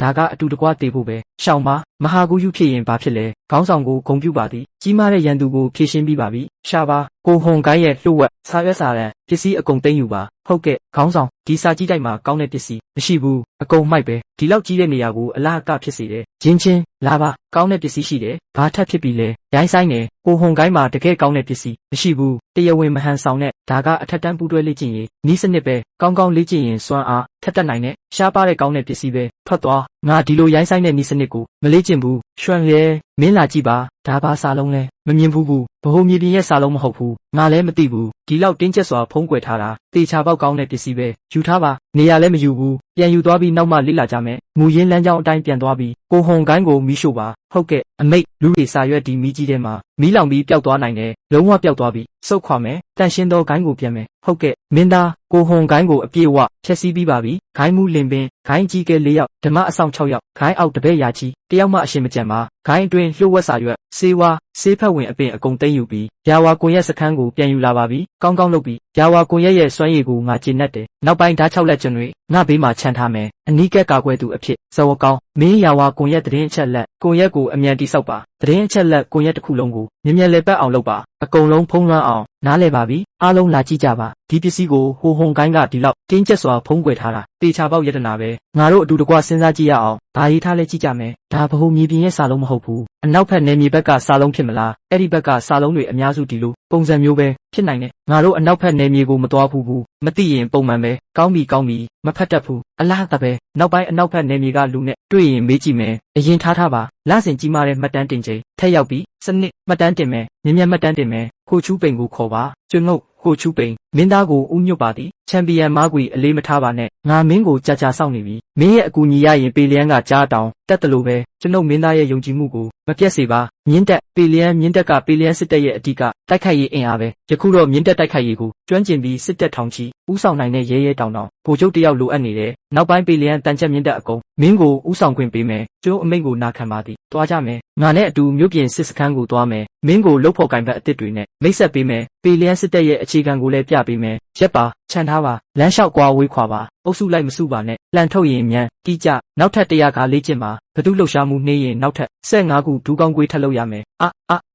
ဒါကဝမ်းဟူပဲပေလျံစစ်တပ်ရဲ့ရှေ့တန်းဗိုလ်မှူးပထမတန်းစစ်သမားအနီးကပ်တိုက်ခိုက်ရေးကျွမ်းကျင်တယ်ခြေလင်တက်လေ့ကျင့်မှုကောင်းတဲ့သူပဲရဲတောင်ဗိုလ်မှူးပဲမင်းသားထပ်ပါဆက်လေ့ကျင့်ပါမရက်နဲ့ဝမ်းဟူမင်းကိုလှုပ်ဖို့ကင်ဘက်အစ်စ်တယောက်မိတ်ဆက်ပေးမယ်ဒါကဟိုချူပိန်ဗိုလ်ချုပ်ပဲနောက်ပိုင်းသူကပေလျံမြင့်တက်ကိုဥဆောင်မယ်မင်းသူနဲ့ကောင်းပူပေါင်းပြီးပေလျံစစ်တပ်ကိုပို့ပြီးကျွမ်းကျင်အောင်လေ့ကျင့်ပေးပါကိုဝမ်းဟူခေါင်းဆောင်ကို ဦးညွတ်ပါသည်ဟိုဗိုလ်ချုပ်ယဉ်ကျေးလုံးပါတယ်နောက်ပိုင်းဟိုဗိုလ်ချုပ်အကြံပေးမှုကိုပို့ပြီးတောင်းခံပါမယ်မင်းသားဇဝယွန်းမင်းကိုရဲတောင်ဗိုလ်မှူးတယောက်မိတ်ဆက်ပေးမယ်ဒါကဟိုချူပိန်ဗိုလ်ချုပ်ပဲနောက်ပိုင်းမင်းတို့နှစ်ယောက်ပေလျံစစ်တပ်ကိုအတူတကွဦးဆောင်ကြမယ်ဟိုဗိုလ်ချုပ်ဂုံသတင်းကြားဘူးပါတယ်ပေလျံကဗိုလ်ချုပ်ရဲ့အကူအညီရရင်ကြီးမားတဲ့ကံကောင်းမှုပါဇက်ဗိုလ်ချုပ်ယဉ်ကျေးလုံးပါတယ်နောက်ပိုင်းအတူတကွအလုပ်လုပ်ရင်ဇောက်ဗိုလ်ချုပ်အကြံပေးမှုကိုတောင်းခံပါမယ်မထိုက်တန်ပါဘူးဗိုလ်မှူးအားလုံးထိုင်ပါကျေးဇူးတင်ပါတယ်မင်းသားဝမ်ဟူစစ်သားတစ်သိန်းလေ့ကျင့်ရေးဘလို့ဖြစ်နေလဲမင်းသားကိုပြန်ဖြေပါသည်လေ့ကျင့်ရေးချုံမွေ့ပါတယ်စစ်သားတစ်တွေအခြေခံကောင်းပြီးတိုးတက်မှုမြန်ပါတယ်ထက်ဝက်လောက်ကြာပြီး9ရက်လောက်ပဲရှိသေးတယ်တက်ဖွဲ့ခန္ဓာကိုယ်အားအခြေခံထိုးချက်အားလုံးစံချိန်မိပါပြီနောက်ထပ်တစ်လလောက်ဆိုရင်စစ်တပ်ဖွဲ့ပုံစံအခြေခံထွက်ပေါ်လာပါမယ်ပင်ပန်းတာပင်ပန်းပေါ့နောက်ွယ်ထောက်ပံ့ရေးလိုက်နိုင်လားလိုက်နိုင်ပါတယ်မင်းသားရဲ့စစ်အမိတ်တိုင်းအကုန်လှုပ်ဆောင်ပါတယ်တစ်နေ့သုံးနက်တစ်နက်မှမပြတ်ဘူးမနက်စာစံပြုတ်နဲ့မုတ်နေ့လယ်စာအသားဟင်းနဲ့အကျန်းစားညစာဟင်းသီးဟင်းရွက်နဲ့ပဲပြုတ်ဝအောင်စားခွင့်ပေးတယ်စစ်သားတွေဝအောင်စားရင်အားရှိပြီးလေ့ကျင့်နိုင်တယ်ဘယ်သူမှဒုက္ခရောက်တယ်လို့မတိုင်ကြဘူးမှတ်ထားပါဝမ်ဟူစစ်တိုက်ရင်ဝအောင်စားမှအားရှိပြီးဒါလွှဲနိုင်တယ်စစ်သားတွေပိုက်စားပြီးလေ့ကျင့်ခိုင်းတာလုံးဝမလုပ်ရဘူးဒါအခြေခံမြင်ပဲဝအောင်စားမှအယိုးတန်သွေးအားပြည့်တိုက်ပွဲမှာတကောင်ချင်းစီကြားတွေဖြစ်မယ်စားနဲ့ရိတ်ခါရောက်မှစိတ်တက်တည်ငြိမ်စိတ်တက်တည်ငြိမ်မှစစ်တက်စိတ်ခိုင်ပါမယ်ကျွန်ုပ်မှတ်ထားပါမယ်ဒီမြင်းကိုတေချာစောင့်ထိန်ပါမယ်နောက်ွယ်ထောက်ပံ့ရေးကစစ်တက်ရဲ့အောင်ပွဲတစ်ဝက်ပဲငါစစ်တက်လေ့ကျင့်ရေးအသေးစိတ်ကိုမသိဘူးဒါပေမဲ့ဒီသဘောတရားကိုငါနားလည်တယ်စစ်သားတွေကိုဒုက္ခပေးပြီးလေ့ကျင့်လို့ရတယ်ဒါပေမဲ့ဗိုက်စာခိုင်းလို့မရဘူးနောက်ပိုင်းစပါးနဲ့ထောက်ပံ့ရေးမင်းကိုအပြည့်အဝတာဝန်ပေးမယ်စပါးနဲ့စစ်လကခိုးယူတာစားနဲ့ရိတ်ခါလျှော့ချတဲ့ကိစ္စမရှိစေရရှိရင်တက်ပြစ်မယ်ဟုတ်ကဲ့မင်းသားငါတို့စစ်တပ်2သိန်းနယ်စပ်ကိုရောက်နေပြီချင်းနိုင်ငံနယ်စပ်စစ်တပ်ကဒီအားနေတဲ့စစ်သားတွေတိုက်ခိုက်မှုကိုမခံနိုင်ဘူးဒီတစ်ခါတောင်ပိုင်းစင်ရင်မြို့ကိုတခါတည်းဖောက်နိုင်မယ်မြောက်ပိုင်းပြည်နယ်6ခုငါတို့မျိုးနွယ်စုရဲ့ဖြစ်မယ်မှန်ပါတယ်မင်းသားတတိရှိပြီးနှိုင်းရှင်စရာမရှိဘူးမင်းသားကိုယ်တိုင်စစ်တပ်ဦးဆောင်ရင်ချင်းနိုင်ငံနယ်စပ်စစ်တပ်ကငါတို့အလံကိုမြင်တာနဲ့မြို့ကိုစွန့်ပြီးပြေးမှာပဲမင်းသားထူးချွန်ပါစေမင်းသားထူးချွန်ပါစေကောင်းကောင်းပြောတယ်ချင်းနိုင်ငံရဲ့ကံကောင်းမှုပြီးသွားပြီဒီမြောက်ပိုင်းပြည်နယ်6ခုကိုငါမူချယူမယ်အမိတ်ပေးပါစစ်တပ်တစ်ခုလုံးအရှိန်မြင့်ပြီးရှေ့တက်ပါချင်းနိုင်ငံနယ်စပ်ကာကွယ်ရေးကိုခြေမုံပြီးငါတို့မျိုးနွယ်စုရဲ့ဝင်ပလွေအလံကိုမြောက်ပိုင်းပြည်နယ်6ခုရဲ့မြို့တိုင်းမှာစိုက်ထူပါအမိတ်ပေးပါရှေ့တန်းတက်ကဝိုင်းယုံသားဝိုင်းမှာတိုက်ခိုက်မှုမလုပ်ရနေ့တိုင်းပုံစံပြတိုက်ခိုက်မှုလုပ်ပြီးအခြေအနေဖန်တီးပါမြို့တဲကချင်းစစ်တပ်ကိုစိတ်ပူပြီးအကူကြီးတောင်းအောင်လုပ်ရမယ်ကျိုးအမိတ်ကိုနာခံပါသည်မြ мян ချက်ချင်းမြ мян စေလွတ်ပြီးညချင်းပဲနယ်စပ်စစ်တပ်အဓိကစခန်းကိုသွားပါဗိုလ်မှူးကြီးကိုအစီရင်ခံပါမျိုးနွယ်စုစစ်တပ်2သိန်းနယ်စပ်ကိုရောက်နေပြီးရိုးဖန်အန်ရရှိနေတယ်အဓိကစစ်တပ်အမြန်ကူညီဖို့တောင်းဆိုပါမျိုးနွယ်စုကဒီလောက်ကြီးမားစွာကျူးကျော်ရဲသလားရိုးဖန်ကြရင်မြောက်ပိုင်းကာကွယ်ရေးအန်ရရှိမယ်စစ်တပ်အလုံးစုကြချက်ချင်းထွက်ခွာပြီးရိုးဖန်မြို့ကိုကူညီမယ်မကောင်းဘူးထောင်ချောက်မိပြီးတက်ဖွဲ့ပြီးကာကွယ်ပါဗိုလ်ချုပ်ပြီးအကုန်ပြီးနယ်စပ်စစ်တပ်အဓိကတပ်ဖွဲ့40သိန်းချီပေမြေပြန့်မှာမျိုးနွယ်စုစစ်တပ်ကအကုန်ချေမုံပစ်လိုက်ပြီးဇန်ဟင်းဗိုလ်ချုပ်ကြဆုံးသွားပြီး40သိန်းစစ်တပ်အကုန်ပျောက်သွားပြီးငါတို့ပြီးငါအမှားပဲအကုန်ငါအမှားပဲငါအကူညီမတောင်းတင်ဘူးမျိုးနွယ်စုစစ်တပ်ရဲ့လှည့်ကွက်ကိုမမြင်သင့်ဘူးငါစစ်တီ40သိန်းကိုတေးစေခဲ့တယ်ငါချင်းနိုင်ငံရဲ့အပြစ်သားပဲဗိုလ်ချုပ်အခြေအနေဒီရောက်နေပြီးကိုအပြစ်မတင်ပါနဲ့ယခုအရေးကြီးဆုံးကရွတ်ဖန်မျိုးကိုကာကွယ်ဖို့ပါစစ်တီအားလုံးနားထောင်ပါနယ်စပ်စစ်တပ်အဓိကတပ်ဖွဲ့မရှိတော့ပေမဲ့ရွတ်ဖန်မျိုးရှိသေးတယ်ငါတို့နောက်မှာချင်းနိုင်ငံရဲ့မြေရှိတယ်မိဘတွေရှိတယ်ငါတို့နောက်ဆုတ်လို့မရတော့ဘူးဒီနေ့ကစပြီးငါလီမုံဒီမှာကတိပေးတယ်လူရှိရင်မျိုးရှိမယ်ရွတ်ဖန်နဲ့အတူတည်မယ်နောက်ဆုံးစစ်တီတယောက်ကြံသည့်အထိနောက်ဆုံးတွေးတဆက်ကြံသည့်အထိမျိုးနွယ်စုစစ်တပ်ကိုမျိုးတကားတလန်းမှမနှင်းစေရဗိုလ်ချုပ်နဲ့အတူမျိုးကိုအသက်ဆုံးပြီးကာကွယ်ပါမည်လူရှိရင်မျိုးရှိမယ်မျိုးနဲ့အတူတည်မယ်ငါအမိန့်ကိုပေးပါရှေ့တန်းတက်30သိန်းချက်ချင်းရွတ်ဖန်မျိုးကိုအပြည့်အဝတိုက်ခိုက်ပါဈေးနှုန်းမရွေးဘူးတနာရီအတွင်းဒီမျိုးကိုချေမုံပါပြီးတော့အဓိကစစ်တပ်ကိုပြင်ဆင်ခိုင်းပြီးချက်ချင်းတောင်ပိုင်းစင်းတုံအမ်းမျိုးကိုတိုက်ရိုက်သွားပါအမိန့်ကိုနာခံပါသည်မျိုးရှိရင်လူရှိမယ်အားလုံးအခြေအနေဒီရောက်နေပြီပူစရာမလိုတော့ဘူးယခုချက်ချင်းငါစစ်အမိန့်ကိုပေးပါ800မိုင်အရေးပေါ်သတင်းပို့ပြီးမြို့တိုင်းကအဆောင်တပ်တွေကိုမြို့ငယ်တွေစွန့်ပြီးကောင်းအမ်းမြို့ကိုကူညီခိုင်းပါမြို့ငယ်တွေဆုံးရှုံးရင်ဘာမှမဟုတ်ဘူးကောင်းအမ်းမြို့မူးချမဆုံးရှုံးရမားကွီမြို့တိုင်းကအဆောင်တပ်တွေရွှေ့ရင်ကြံတဲ့မြို့တွေလက်လွတ်ရမှာမဟုတ်လားဒီလောက်မစင်စားနိုင်တော့ဘူးအရင်ကောင်းအမ်းကိုကာကွယ်ပြီးနောက်မှဆက်စင်းစားမယ်တစ်ချိန်တည်းမှာချက်ချင်းအကူအညီတောင်းစာရွက်ရေးပြီး800မိုင်ရေးပေါ်မြို့တော်ကိုပို့ပါနန်းတွင်းကစစ်တပ်အမြန်စေလွတ်ဖို့တောင်းဆိုပါချက်ချင်းအမိန့်ပေးပါမြို့တဲကလူငယ်အားလုံးကိုစုဆောင်းပါအသက်15နှစ်ကနေ90အောက်အကုန်မြို့ကာကွယ်ရေးတပ်ဖွဲ့ထဲထည့်ပါအမိန့်ကိုနာခံပါသည်မြ мян မြို့တကားပိတ်ပါမြ мян ပိတ်ပါမြို့ပေါ်မှာဟူကြောက်မားကွီဖြစ်သလားငါပဲရှောက်ခံမင်းသားချင်းနိုင်ငံနယ်စပ်စစ်တပ်40သိန်းအကုန်ပျက်စီးသွားပြီမင်းရဲ့ကောင်းအမ်းမြို့ထဲမှာစစ်သား3သိန်းမပြည့်ဘူးငါစစ်တပ်2သိန်းကိုမတားနိုင်ဘူးငါမင်းကိုအသက်ရှင်ဖို့လမ်းတစ်ခုပေးမယ် ချက်ချင်းမြို့တကားဖွင့်ပြီးလက်နက်ချပါမင်းရဲ့ချမ်းသာကြွယ်ဝမှုကိုငါအာမခံမယ်ဝမ်ယန်ဝူရှုမင်းငါကိုလက်နက်ချဖို့ပြောထိုက်သလားမင်းဒီလိုမျိုးနွယ်စုငယ်လေးကငါရှိမှမန်တက်ရဲ့သလားငါကိုလက်နက်ချစေခြင်းရင်အိမ်မက်ထဲမှာပဲမှတ်ပါကောင်းအန်းမြို့မှာငါရှိနေသမျှမင်းတလန်းမှမနေရဘူးကောင်းတဲ့ပါဆက်ထက်တဲ့အဖိုးကြီးပဲမင်းကောင်းမကောင်းမသိရင်ငါစိတ်ဆိုးမှုကိုခံရမယ်၃ရက်အတွင်းငါကောင်းအန်းမြို့ကိုထောက်ပြီးမင်းစော်ယုံကိုအပိုင်းပိုင်းခုတ်ပစ်မယ်ငါရင်ထဲကဒေါသကိုဖြေဖို့ပဲမြို့တကားကာကွယ်ရေးတိုးမြင့်ပါနေ့ရောညပါအဆောင်လဲပါမျိုးနွယ်စုရဲ့အော်ဟစ်မှုကိုဂယုမဆိုင်ပါနဲ့အားလုံးမျိုးနွယ်စုစစ်တပ်မျိုးအောက်ရောက်နေပြီးဝမ်ယန်မင်းသားကဂတိပေးထားတယ်ငါတို့မြို့တကားဖွင့်ပေးရင်ရွှေ1000ကျပ်စုပေးမယ်တဲ့ဒါပေမဲ့မြို့တကားစောင့်ကြည့်ရေးတင်းကျပ်တယ်ငါတို့ဘယ်လိုလုပ်ရမလဲဒီညတကောင်မှာငါတို့လူတွေခေါ်ပြီးမြို့တကားအဆောင်လဲမယ်မားကွီရဲ့အမိတ်လို့ပြောပြီးမြို့တကားစောင့်တဲ့စစ်သားတွေကိုဖယ်ရှားမယ်မြို့တကားဖွင့်ပြစ်မယ်မြို့တကားဖွင့်တာနဲ့မျိုးနွယ်စုမြင်းတက်ချက်ချင်းမြို့ထဲဝင်မယ်အန်ကျွန်းမြို့လက်ထဲရောက်မယ်ကောင်းပြီကန်ဆန်းကြမယ်ရှူးအကိုကြီးနဲ့အတူချမ်းသာကြွယ်ဝမှုရအောင်စူးစမ်းကြမယ်ဟုတ်ကဲ့အမိတ်ပေးပါစစ်သားတသိန်းမြင်းတက်ချက်ချင်းမြင်းစီပြီးတိတ်တဆိတ်မြို့တကားကိုချင်းကပ်ပါမြို့ထဲကအချက်ပြမှုကိုစောင့်ပါမြို့တကားဖွင့်တာနဲ့ချက်ချင်းဝင်တိုက်ပြီးပယံပါတာတက်ဖြစ်ပါမားကွီရဲ့အမိတ်နဲ့ငါတို့အဆောင်လဲဖို့လာပါပြီမင်းတို့အမြန်ဆုတ်ပြီးနားပါလှုပ်ဆောင်ပါမြန်မြို့တကားဖွင့်ပါဘာဖြစ်တာလဲဘဲကတိုက်ခိုက်တန်လဲမားကွီမကောင်းပါဘူးမျိုးနွယ်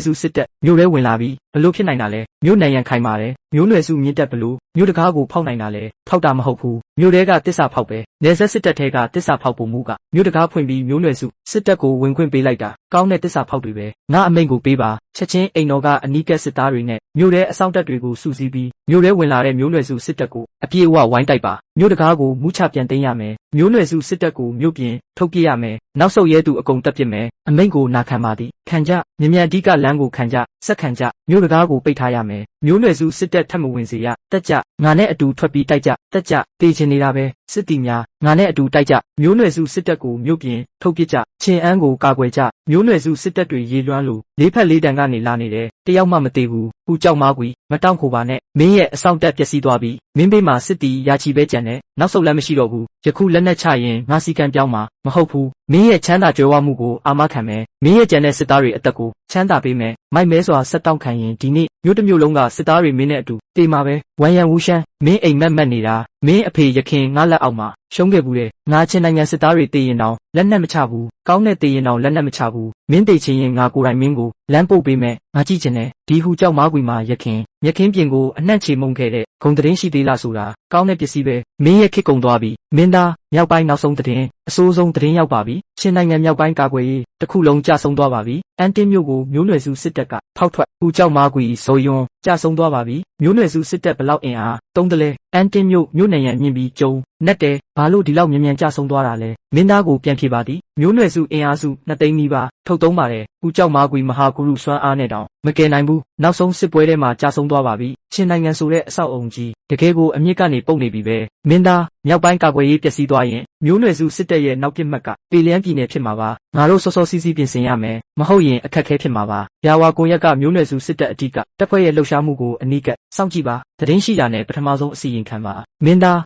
းစစ်စခန်းကိုအမြန်သွားပြီးငါအမိန့်ကိုပေးပါခိုချူပိန်ဇဝယွန်းဝမ်ဟူ3ယောက်ချက်ချင်းအိမ်တော်ကိုလာပြီးအစည်းအဝေးတက်ရမယ်မနှောက်ယှက်ရဟုတ်ကဲ့ဒီအချိန်မင်းသားကငါတို့ကိုအမြန်ခေါ်နေတယ်ဘာဖြစ်လဲမင်းသားရဲ့အမိန့်ပေးပုံကြည့်ရင်အရေးကြီးတဲ့ကိစ္စဖြစ်မှာပဲအတိအကျဘာကိစ္စလဲငါလည်းမသိဘူးမခံမှန်းကြနဲ့ဝင်ရင်သိမှာပဲမင်းသားကိုမဆောင်ခိုင်းပါနဲ့လာပြီးအားလုံးထိုင်ပါမင်းတို့ကိုခေါ်တာအရေးကြီးတဲ့ကိစ္စပြောစရာရှိလို့ပဲနောက်တစ်ဆင့်ပေလျန်းစစ်တပ်ကခက်ခဲတဲ့စစ်ပွဲတိုက်ရမယ်မြောက်ပိုင်းမျိုးနွယ်စုကစစ်တပ်2သိန်းထုတ်ပြီးမြောက်ပိုင်းကာကွယ်ရေးကိုဖောက်ထွက်ဖူအန်းမြို့ကြဆုံးကူကြောက်မားကွီကြဆုံးနေဆက်စစ်တပ်အဓိကတပ်ဖွဲ့အကုန်ပျောက်သွားပြီးသူတို့ရဲ့နောက်ပစ်မှတ်ကပေလျန်းပြည်နယ်ပဲ2သိန်းနဲ့ဖျားရည်မျိုးနွယ်စုကတကယ်ကိုအင်ဂျီပါယူလာတာပဲဒီလောက်ကြီးမားတဲ့ဈေးနှုန်းနေဆက်စစ်တပ်8သိန်းပဲရှုံးတာမြန်လွန်းတယ်နေဆက်ဆောင်တဲ့စစ်တပ်ဖြစ်ပေမဲ့ဘာလို့မခံနိုင်တာလဲမင်းသားငါတို့ကာကွယ်ရေးကောင်းကောင်းစီစဉ်ပြီးပေလျန်းကိုတေချာခံရင်မျိုးနွယ်စုစစ်တပ်ဘလောက်များမစားနိုင်ဘူးစစ်တပ်2သိန်းဒီလောက်လူများရင်နေတိုင်းစားရမယ်စပါးသုံးရမယ်ပစ္စည်းတွေကောင်းကင်ထက်မြင့်နေမယ်သူတို့ရဲ့စပါးလမ်းကြောင်းတေချာပေါက်ရှည်နေမယ်အားနည်းနေမယ်ငါတို့အခွင့်အရေးရှာပြီးတိုက်ခိုက်ရင်သူတို့တိုက်ရင်ခေါ်ယူပြီးဖြည့်တင်းခွင့်မပေးရင်သူတို့ကြာမခံနိုင်ဘူးမူးချရှုံးမယ်ပေလျန်းပြည်နယ်ကငါနယ်မြေပဲငါတလက်မမဆုံးဘူးငါအမိန့်ကိုပေးပါနောက်တစ်ဆင့်ပေလျန်းစစ်တပ်အပြည့်ဝစစ်ပြင်စင်မှာ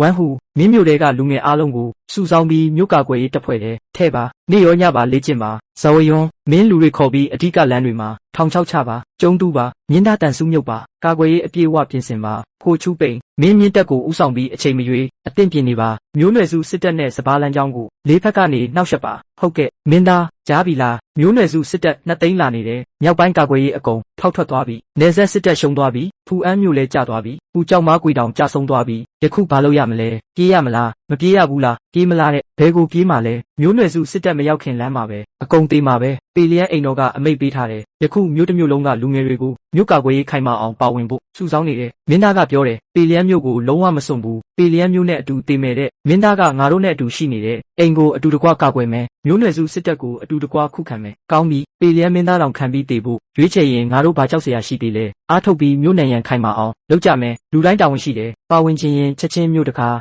စရင်သွင်းနေရမှာနာမည်ရေးပါမြင်မြန်မျိုးလဲဝင်ကြပါနောက်ကြရင်မရတော့ဘူးမျိုးထဲမှာမင်းသားရှိတယ်ပေလျက်စစ်တပ်ရှိတယ်မျိုးနယ်ရန်ရှိတယ်အ ਨੇ ဆုံးမျောလင်းချက်ရှိသေးတယ်အရင်အသက်ကိုကယ်ပါစစ်ပွဲပြီးမှပြန်လာပြီးအိမ်ပြန်တိဆောက်ကြမယ်မင်းသားသူရှိုးတွေနောက်ဆုံးစစ်တည်ပို့ပါပြီမျိုးနွယ်စုစစ်တပ်လှုပ်ရှားပါပြီအခြေအနေဘလို့လဲမျိုးနွယ်စုရှေ့တန်းမြင့်တက်20 သိန်းအချိန်ပြည့်နဲ့တောင်ပိုင်းဆင်းနေပါပြီပေလျက်ပြည်နယ်ကိုတိုက်ရိုက်ဦးတည်နေပါတယ်ပုံစံကရှေ့တန်းနဲ့လမ်းဖွင့်ပြီးအဓိကစစ်တပ်နဲ့ဖိအားပေးပြီးပေလျက်ကိုတခါတည်းယူချင်တာပါရှေ့တန်း20 သိန်းနဲ့လေးလံမြင့်တက်မဟုတ်ဘူး2 သိန်းအဓိကတပ်ဖွဲ့မဟုတ်ဘူးရှေ့တန်းတပ်ဖွဲ့တစ်ခုပဲမျိုးနွယ်စုစစ်တပ်ကစိတ်တက်လဲကြီးမှန်လဲတက်နေတယ်သူတို့ကိုလွတ်လွတ်လပ်လပ်ဝင်လာခွင့်ပေးရင်ပေလျက်စစ်တပ်စိတ်တက်ထိခိုက်မယ်တိုက်ခိုက်ပြီးဥစွာဒီရှေ့တန်းတက်ကိုမျိုးသိပ်ပြည့်ရင်မျိုးနွယ်စုစစ်တပ်ရဲ့မန်ကိုခြေနိုင်မယ်ကောင်းလာတယ်မြင်မြန်သွားပြီးအမိတ်ပေးပါဇော်ရွန်းနဲ့ဟိုချူးပိန်ကိုချက်ချင်းအိမ်တော်ကိုခေါ်ပါနှောက်ယှက်မှုမရှိစေရဟုတ်ကဲ့မင်းသားကိုဥညွတ်ပါသည်အလေးမထားပါနဲ့မင်းတို့ကိုခေါ်တာအရေးကြီးတဲ့ကိစ္စရှိလို့ပဲမျိုးနွယ်စုရှေ့တန်းမြင့်တက်20 သိန်းနယ်ဆက်ကိုချင်းကပ်နေပြီ2 သိန်းအဓိကတပ်ဖွဲ့နောက်မှာ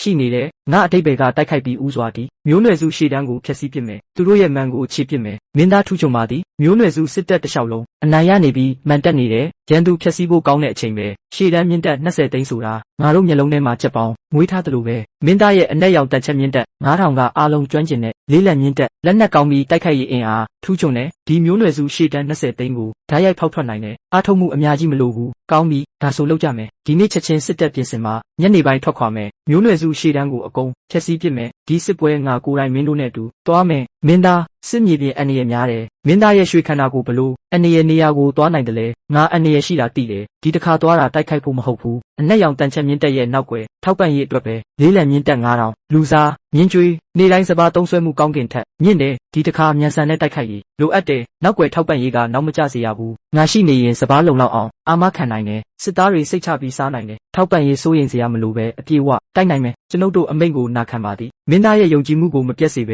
မျိုးနွယ်စုရှေ့တန်းကိုအကုန်ဖျက်ဆီးပါမည်မင်းသားအနက်ရောင်တန်ချက်မြင့်တက်9000ပြင်ဆင်ပြီးပါပြီစပါးနဲ့လက်နက်အကုန်အသင့်ပြင်ပြီးပါပြီအချိန်မရွေးထွက်ခွာနိုင်ပါပြီဝမ်ဟူငါအနက်ရောင်တန်ချက်မြင့်တက်ကိုခေါ်ပြီးနေဆက်မှာမျိုးနွယ်စုရှေ့တန်းကိုတွားတိုက်မယ်မြို့ရဲကာကွယ်ရေးပြည်သူနှစ်သိပ်ရေးမြို့နယ်ရန်ခိုင်မာရေးအကုန်မင်းတာဝန်ယူပါပေလျန်ကိုကာကွယ်တာငါတို့ရဲ့အိမ်ကိုကာကွယ်တာပဲမှတ်ထားပါပေါ်ဆလို့မရဘူးအမိန့်ကိုနာခံပါသည်ကောင်းပြီအနက်ရောင်တန်ချက်မြင့်တက်အမိန့်နားထောင်ပါထွက်ခွာမယ်တက်ကြ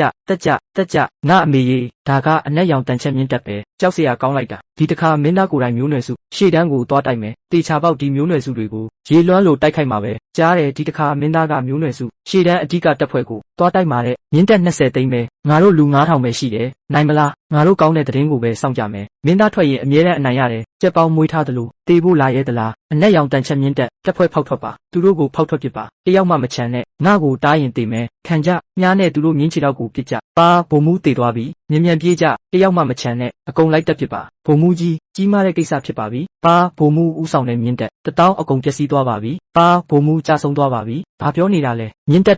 1000အပြည့်ပဲငါ့ကိုအကုန်ပျက်စီးသွားပြီလို့ပြောနေတာလားပါတေသွားပြီတဲ့ရန်သူဘက်မှာလူ9000ပဲရှိတာပဲမင်းတို့ဘလို့တိုက်ကြတာလဲဘုံမူးကြီးဒါကြီးမားတဲ့အဆက်ကွဲမှုပဲပေလျန်သားတွေဒီလောက်မှန်တက်ရဲသလားငါတို့ဘုံမူးကိုတက်ငါတို့မြင့်တက်ကိုဖျက်ဆီးဒီအမျက်ကိုလက်စားချေရမယ်ဘုံမူးကြီးအမိတ်ပေးပါစစ်တပ်တစ်ခုလုံးထွက်ပြီးသူတို့ကိုခြေမုံပါဒီပေလျန်သားတွေကိုအပိုင်းပိုင်းခုတ်ပစ်ပါငါအမိန့်ကိုပေးပါစစ်တပ်တစ်ခုလုံးဖိအားပေးပြီးမြင့်တက်အကုန်ထွက်ပါငါဒီပေလျန်စစ်တပ်ကိုလူရောမြင်းပါဒီမြေပြင်ပေါ်မှာမြုပ်နှံပစ်မယ်ဒီနေ့အဆက်ကွဲမှုကိုစေးကြောမယ်တက်ကြတယောက်မှမချမ်းနဲ့မြင့်တက်1000ပျောက်သွားပြီပါဘုံမူးလဲတေသွားပြီပေလျန်သားတွေဘာလို့တရဝါတွေလဲဓာတ်လက်မထိုးနိုင်ဘူးလားဘုံမူးကြီးဒီပေလျန်မြင့်တက်ကတကယ်ကိုကောင်းကင်ကိုမတိမြေကိုမတိဖြစ်နေပြီသူတို့လေးလက်မြင့်တက်ဖြစ်ပေမဲ့လက်နက်ကောင်းပေမဲ့19 သိန်းနဲ့9000ရဲ့လုံးဝကွာခြားတဲ့လူရေအတွက်ရှိမှာဘာလို့နိုင်မှာလဲဘလောက်ခိုင်မာတဲ့တံမဏိခံတက်ပဲဖြစ်ထမင်းပေါင်းအများကြီးနဲ့ရိုက်ရင်ပြက်မှာပဲပိုးပြီးငါတို့မှာဒီလိုလေးလက်မြင့်တက်ကိုကင်တွယ်ဖို့နီလန်အများကြီး ကြီးရှိတယ်အမိတ်ပေးပါစစ်တပ်တစ်ခုလုံးလက်နက်ပြောင်းမှာအားလုံးကောက်ကွေးတာလှန်ချုပ်ပြီးထုတန်တူဝင်ပလွေတုပ်အကုန်ပြောင်းမှာဗိုလ်မှူးကြီးထူးချွန်ပါသည်လေးလံမြင့်တက်ခိုင်မှာပေမဲ့အကြောက်ဆုံးကထုပဲသူတို့ကိုလူရောမြင်းပါအယိုးတွေခြေပြည့်ရင်တန်ချက်ဘလောက်ခိုင်မာနေနေမှန်ပါတယ်သူတို့တန်ချက်ဘလောက်ထူတန်ကိုမခံနိုင်ဘူးသူတို့ကိုဖြိုခွဲပြီးခြေပြည့်ရင်ဒီစစ်ပွဲငါတို့နိုင်ပြီကောင်းပြီစစ်တပ်တစ်ခုလုံးဝင်တိုက်ပါငါအမိန့်ကိုနားထောင်ပါသူတို့ကိုဝိုင်းပါတယောက်မှမပြေးစေရဒီအညစ်အကြေးတွေကိုအကုန်ဝိုင်းပြီးတက်ပစ်မယ်ဒီနေ့ငါဒီသွေးနဲ့ပါစစ်တပ်အကုန်ပျက်စီးမှုရဲ့အချက်ကိုစေကျုံးမယ်အနက်ရောင်တန်ချက်မြင့်တက်ငါနဲ့အတူဝင်တိုက်ပါပြစ်မှတ်ရန်သူဗိုလ်မှူးကြီးတက်ကြဝင်တိုက်ကြပေလျံမြင့်တက်ဗိုလ်မှူးကတကယ်မိုက်တဲ့လူပဲလူ9000နဲ့59သိန်းကိုဝင်တိုက်ရဲသလားသူ့အုံနောက်ကိုမြည်ကကန်ထားသလားတေချင်နေတာပဲမြင့်တက်ထောင်ကြီးနဲ့19သိန်းစစ်တပ်ကိုဓာတ်ရိုက်ဝင်တိုက်ရဲသလားတေချင်မှုတွေကတေချင်မှုပဲတက်ကြသူတို့ကိုတပ်ပြီးလက်နက်တွေယူကြတန်ချက်တွေယူကြစစ်မြင်းတွေယူကြငါနဲ့အတူဝင်တိုက်ကြမရက်နဲ့ရှေ့တိုးပြီးတက်ကြသူတို့ရဲ့တပ်ဖွဲ့ကိုဖောက်ထွက်ပစ်ကြသူတို့ရဲ့တန်ချက်တွေကိုခြေပစ်ကြဘုံမှုနောက်လမ်းပိတ်ခံရပြီးငါတို့ဝိုင်းခံရပြီးနောက်ကိုဂယုမဆိုင်နဲ့လေးလံမြင့်တက်ကရှေ့တစ်ခုတည်းပဲရှေ့တိုးမှအသက်ရှင်လန်းရမယ်အချိန်အပြည့်နဲ့ဝင်တိုက်ပါရှေ့တိုးပြီးတက်ပါနည်းနည်းစွမ်းရည်ရှိတယ်ဒီပေလျံလေးလံမြင့်တက်ကတကယ်ကျွမ်းကျင်တယ်ဒါပေမဲ့ထောင်ချီပဲရှိတယ်ဘလောက်တိုက်နိုင်ကဝိုင်းထားမှုကနေမလွတ်နိုင်ဘူးငါအမိန့်ကိုပေးပါစစ်တပ်တစ်ခုလုံးရှာဖွေပြီးဝိုင်းပစ်ပါစစ်အင်အားအကုန်ဖိအားပေးပါသူတို့ကြီးနဲ့တုံးထားတာပဲဖြစ်ဖြစ်တန်နဲ့တုံးထားတာပဲဖြစ်ဖြစ်ဒီနေ့ဒီမြေပြင်ပေါ်မှာသူတို့ကိုကုန်စေမယ်ဘာအတွက်လက်စားချေမယ်မျိုးနွယ်စုစစ်တပ်ကလူများတယ်ငါတို့နှစ်ယောက်ဖောက်ထွက်ပြီးရန်သူဗိုလ်မှူးကြီးရဲ့ကောင်းကိုယူကြမယ်ရန်သူဗိုလ်မှူးကြီးကိုခုတ်ပစ်ရင်မျိုးနွယ်စုစစ်တပ်မှုချရှုပ်ထွေးမယ်ကောင်းပြီငါမင်းနဲ့အတူသွားမယ်တပ်ဖွဲ့ကိုတည်ငြိမ်အောင်ထားပါဝဲပုံစံတပ်ဖွဲ့ထားပြီးတည်ငြိမ်ရှေ့တိုးပါငါတို့နှစ်ယောက်ရန်သူကောင်းဆောင်ကိုခုတ်ပြီးမင်းတို့နဲ့ပြန်ပေါင်းမယ်ဟုတ်ကဲ့ငါကိုတားရင်တေမယ်ပေလျံဒီမျိုးနွယ်စုစစ်တပ်ကမြေထဲကမွေလိုပဲဒီမှာပြင်းပြင်းထန်ထန်ပစက်နဲ့ကြိုက်မယ်ဗိုလ်မှူးကြီးကြီးမားတဲ့ကိစ္စဖြစ်ပါပြီရန်သူဘက်ကဗိုလ်မှူးနှစ်ယောက်လုံးမဟာကုလူပါဒီပုံစံကြည့်ရင်တိုက်ရိုက်ဗိုလ်မှူးကြီးစီလာပြီးခေါင်းဖြတ်အလန့်ယူချင်တာပါမဟာကုယူဖြစ်ရင်ဘာဖြစ်လဲဒီကဘာမှာအနိုင်မရတဲ့မဟာကုလူမရှိသေးဘူးအမိတ်ပေးပါဒီတစ္ဆာဖောက်ဗိုလ်မှူးနှစ်ယောက်ကိုဝိုင်းပါရွှေ1000ကျပ်စုပေးမယ်ဝန်ဟူဟိုးဖွဲ့ပေးမယ်ဒီချင်းနိုင်ငံဗိုလ်မှူးနှစ်ယောက်ကိုတက်ရင်ဝန်ဟူဟိုးငားရဲ့ပဲပိုပြီးပြင်းထန်တဲ့အနီးကပ်တိုက်ခိုက်မှုမြင်းစည်းပါတေချင်နေတာပဲငါနဲ့အတူတက်ကြကောင်းလာတယ်မင်းမဟာကူယူအဆင့်ပြေပဲဒီလောက်ငယ်တဲ့မဟာကူယူအဆင့်ပြေကောင်းကင်မှာတရားရှိသေးလားမျိုးနွယ်စုစစ်တပ်ဗိုလ်မှူးကြီးတေပြီးဗိုလ်မှူးကြီးတေသွားပြီးခေါင်းဆောင်ကိုတပ်ပစ်ပြီးငါတို့ရှုံးပြီးညီကိုများဗိုလ်မှူးနဲ့အတူရန်သူကိုချေမှုန်းကြမဟာကူလူကောင်းပြီးကောင်းတိုက်ပြီးမင်းတို့နှစ်ယောက်ကြီးမားတဲ့အောင်ပွဲရပြီးအနက်ရောင်တန်ချက်မြင့်တက်တသားလုံးကောင်းတဲ့စစ်သားတွေပဲမနှောက်ယှက်ပါနဲ့ချက်ချင်းစစ်မြေပြင်ရှင်းလင်းပါအဓိကအရှင်ကျန်နေတဲ့မြင်းတွေကိုစုစည်းပါဒါတွေကမြက်ခင်းပြင်ကကောင်းမွန်တဲ့မြင်းတွေပဲတာမန်မြင်းတွေထက်ပိုတန်မှာပိုမြန်ခန္ဓာရည်ပိုကောင်းတယ်အတုံးဝင်မှုအများကြီးရှိတယ်ဟုတ်ကဲ့မင်းသားစစ်မြင်းတွေအကုန်စုစည်းပြီးပါပြီစုပေါင်း69000ကျော်အကုန်တန်မာတဲ့ကောင်းမွန်သောမြင်းတွေပါစစ်တပ်အားလုံးစုကြစစ်မြင်းတွေယူပြီးပေလျံကိုပြန်မယ်အတုံးမကျတဲ့လူတွေအကုန်အတုံးမကျတဲ့လူတွေပဲစစ်တပ်20သိန်းကလူ9000ကိုရှုံးပြီးလက်နက်တွေချုပ်ပြီးပြေးရတယ်ဒါစစ်ရှုံးမှုမဟုတ်ဘူးကြီးမားတဲ့အဆက်ကွဲမှုပဲငါတို့မျိုးနွယ်စုရဲ့ရာစုနှစ်တစ်ခုမှာမကြုံဘူးတဲ့အဆက်ကွဲမှုပဲဖခင်မင်းသားဒါတကယ်မဟုတ်ဘူးလား20သိန်းနဲ့9000ဘလို့ဒီလောက်ဆူဆူရွရွရှုံးနိုင်တာလဲပေလျံမှာဘယ်ချိန်ကဒီလောက်အားကောင်းတဲ့စစ်တပ်ရှိလာတာလဲဟုတ်တယ်မျိုးနွယ်စုဗိုလ်မှူးကြီးဘလို့ကြဆုံးသွားတာလဲရန်သူကဘာလို့လူတွေလဲလူ9000ပဲဒါပေမဲ့မဟာကူယူကရှေ့တန်း20သိန်းကိုချေမှုန်းပစ်လိုက်တယ်ဒါဘာလို့မြင့်တက်လဲဒလန့်မထိုးနိုင်ဘူးချင်းနိုင်ငံနယ်စပ်စစ်တပ်မှာဘယ်ချိန်ကဒီလောက်ကြောက်စရာကောင်းတဲ့အင်အားဖုံးကွယ်ထားတယ်လဲငါအမိန့်ကိုပေးပါအဓိကစစ်တပ်တစ်ခုလုံးအရှိန်မြင့်ပြီးခီးနှင်ပါ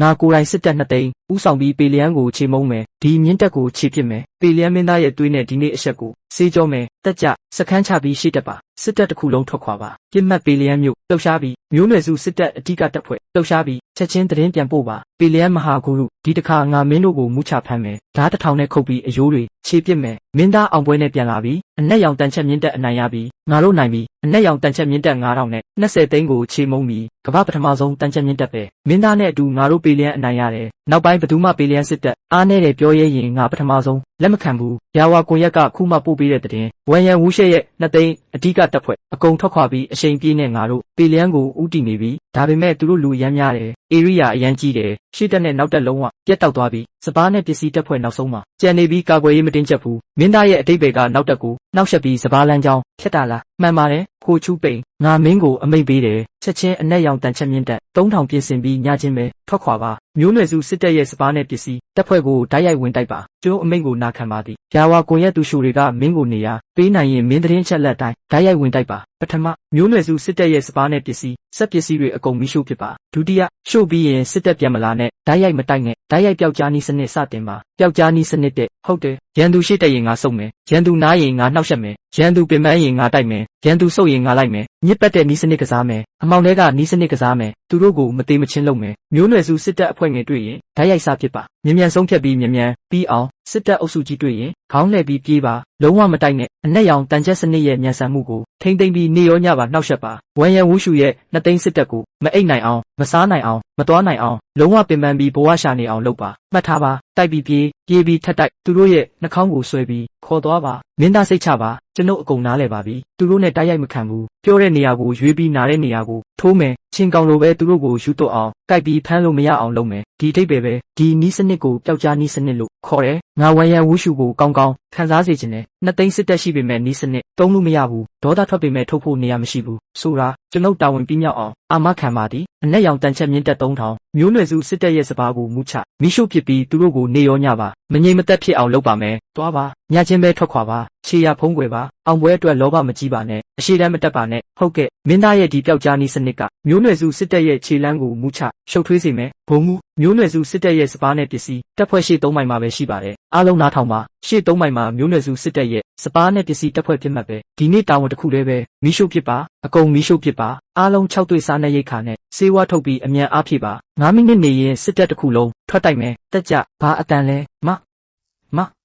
မြင်းချေတန်လိုပဲဒီလောက်ထူထပ်တဲ့ဘဲကမြင်းတက်လဲချင်းနိုင်ငံမြင်းတက်ပဲပေလျက်ရဲ့တန်ချက်မြင်းတက်ပဲကောင်းပြီဒီလိုပဲလုပ်မယ်အာဂူရှုမင်းမြင်းတက်2000ခေါ်ပြီးချက်ချင်းထွက်တိုက်ပါဒီမြင်းတက်ကိုငါအတွက်တားပြီးအကုန်ဖြက်စီးပစ်ပါမှတ်ထားပါမြန်စပားပို့တဲ့အချိန်မနှောက်ယှက်စေရယောက်ျားလေးများအောင်ပွဲယူဖို့အချိန်ရောက်ပြီးငါနဲ့အတူဝင်တိုက်ကြဒီချင်းနိုင်ငံခွေးကောင်တွေကိုတက်ပစ်ကြရက်ပါမဟာဂုရုသူမဟာဂုရုပဲဘာလို့မဟာဂုရုကဥဆောင်နေတာလဲဒါဟာလုံးဝမမျှော်လင့်ထားဘူးပြေးချင်တာလားဘိုးမူးတည်သွားပြီမြန်ပြေးကြဇလန်းလေးတော့ဒီမှာတယ်စီစဉ်ဝမ်းပြီးထားပါတယ်နောက်အပိုင်းနဲ့ပြန်လာခဲ့ပါမယ်အားလုံးကိုကျေးဇူးတင်ပါတယ်အားလုံးပဲချစ်တဲ့လူနဲ့ပေါင်းဖက်နိုင်ကြပါစေကျွန်တော်ကိုလာဆဲပေးနေတဲ့လူတွေလည်းများဆဲနိုင်ပါစေ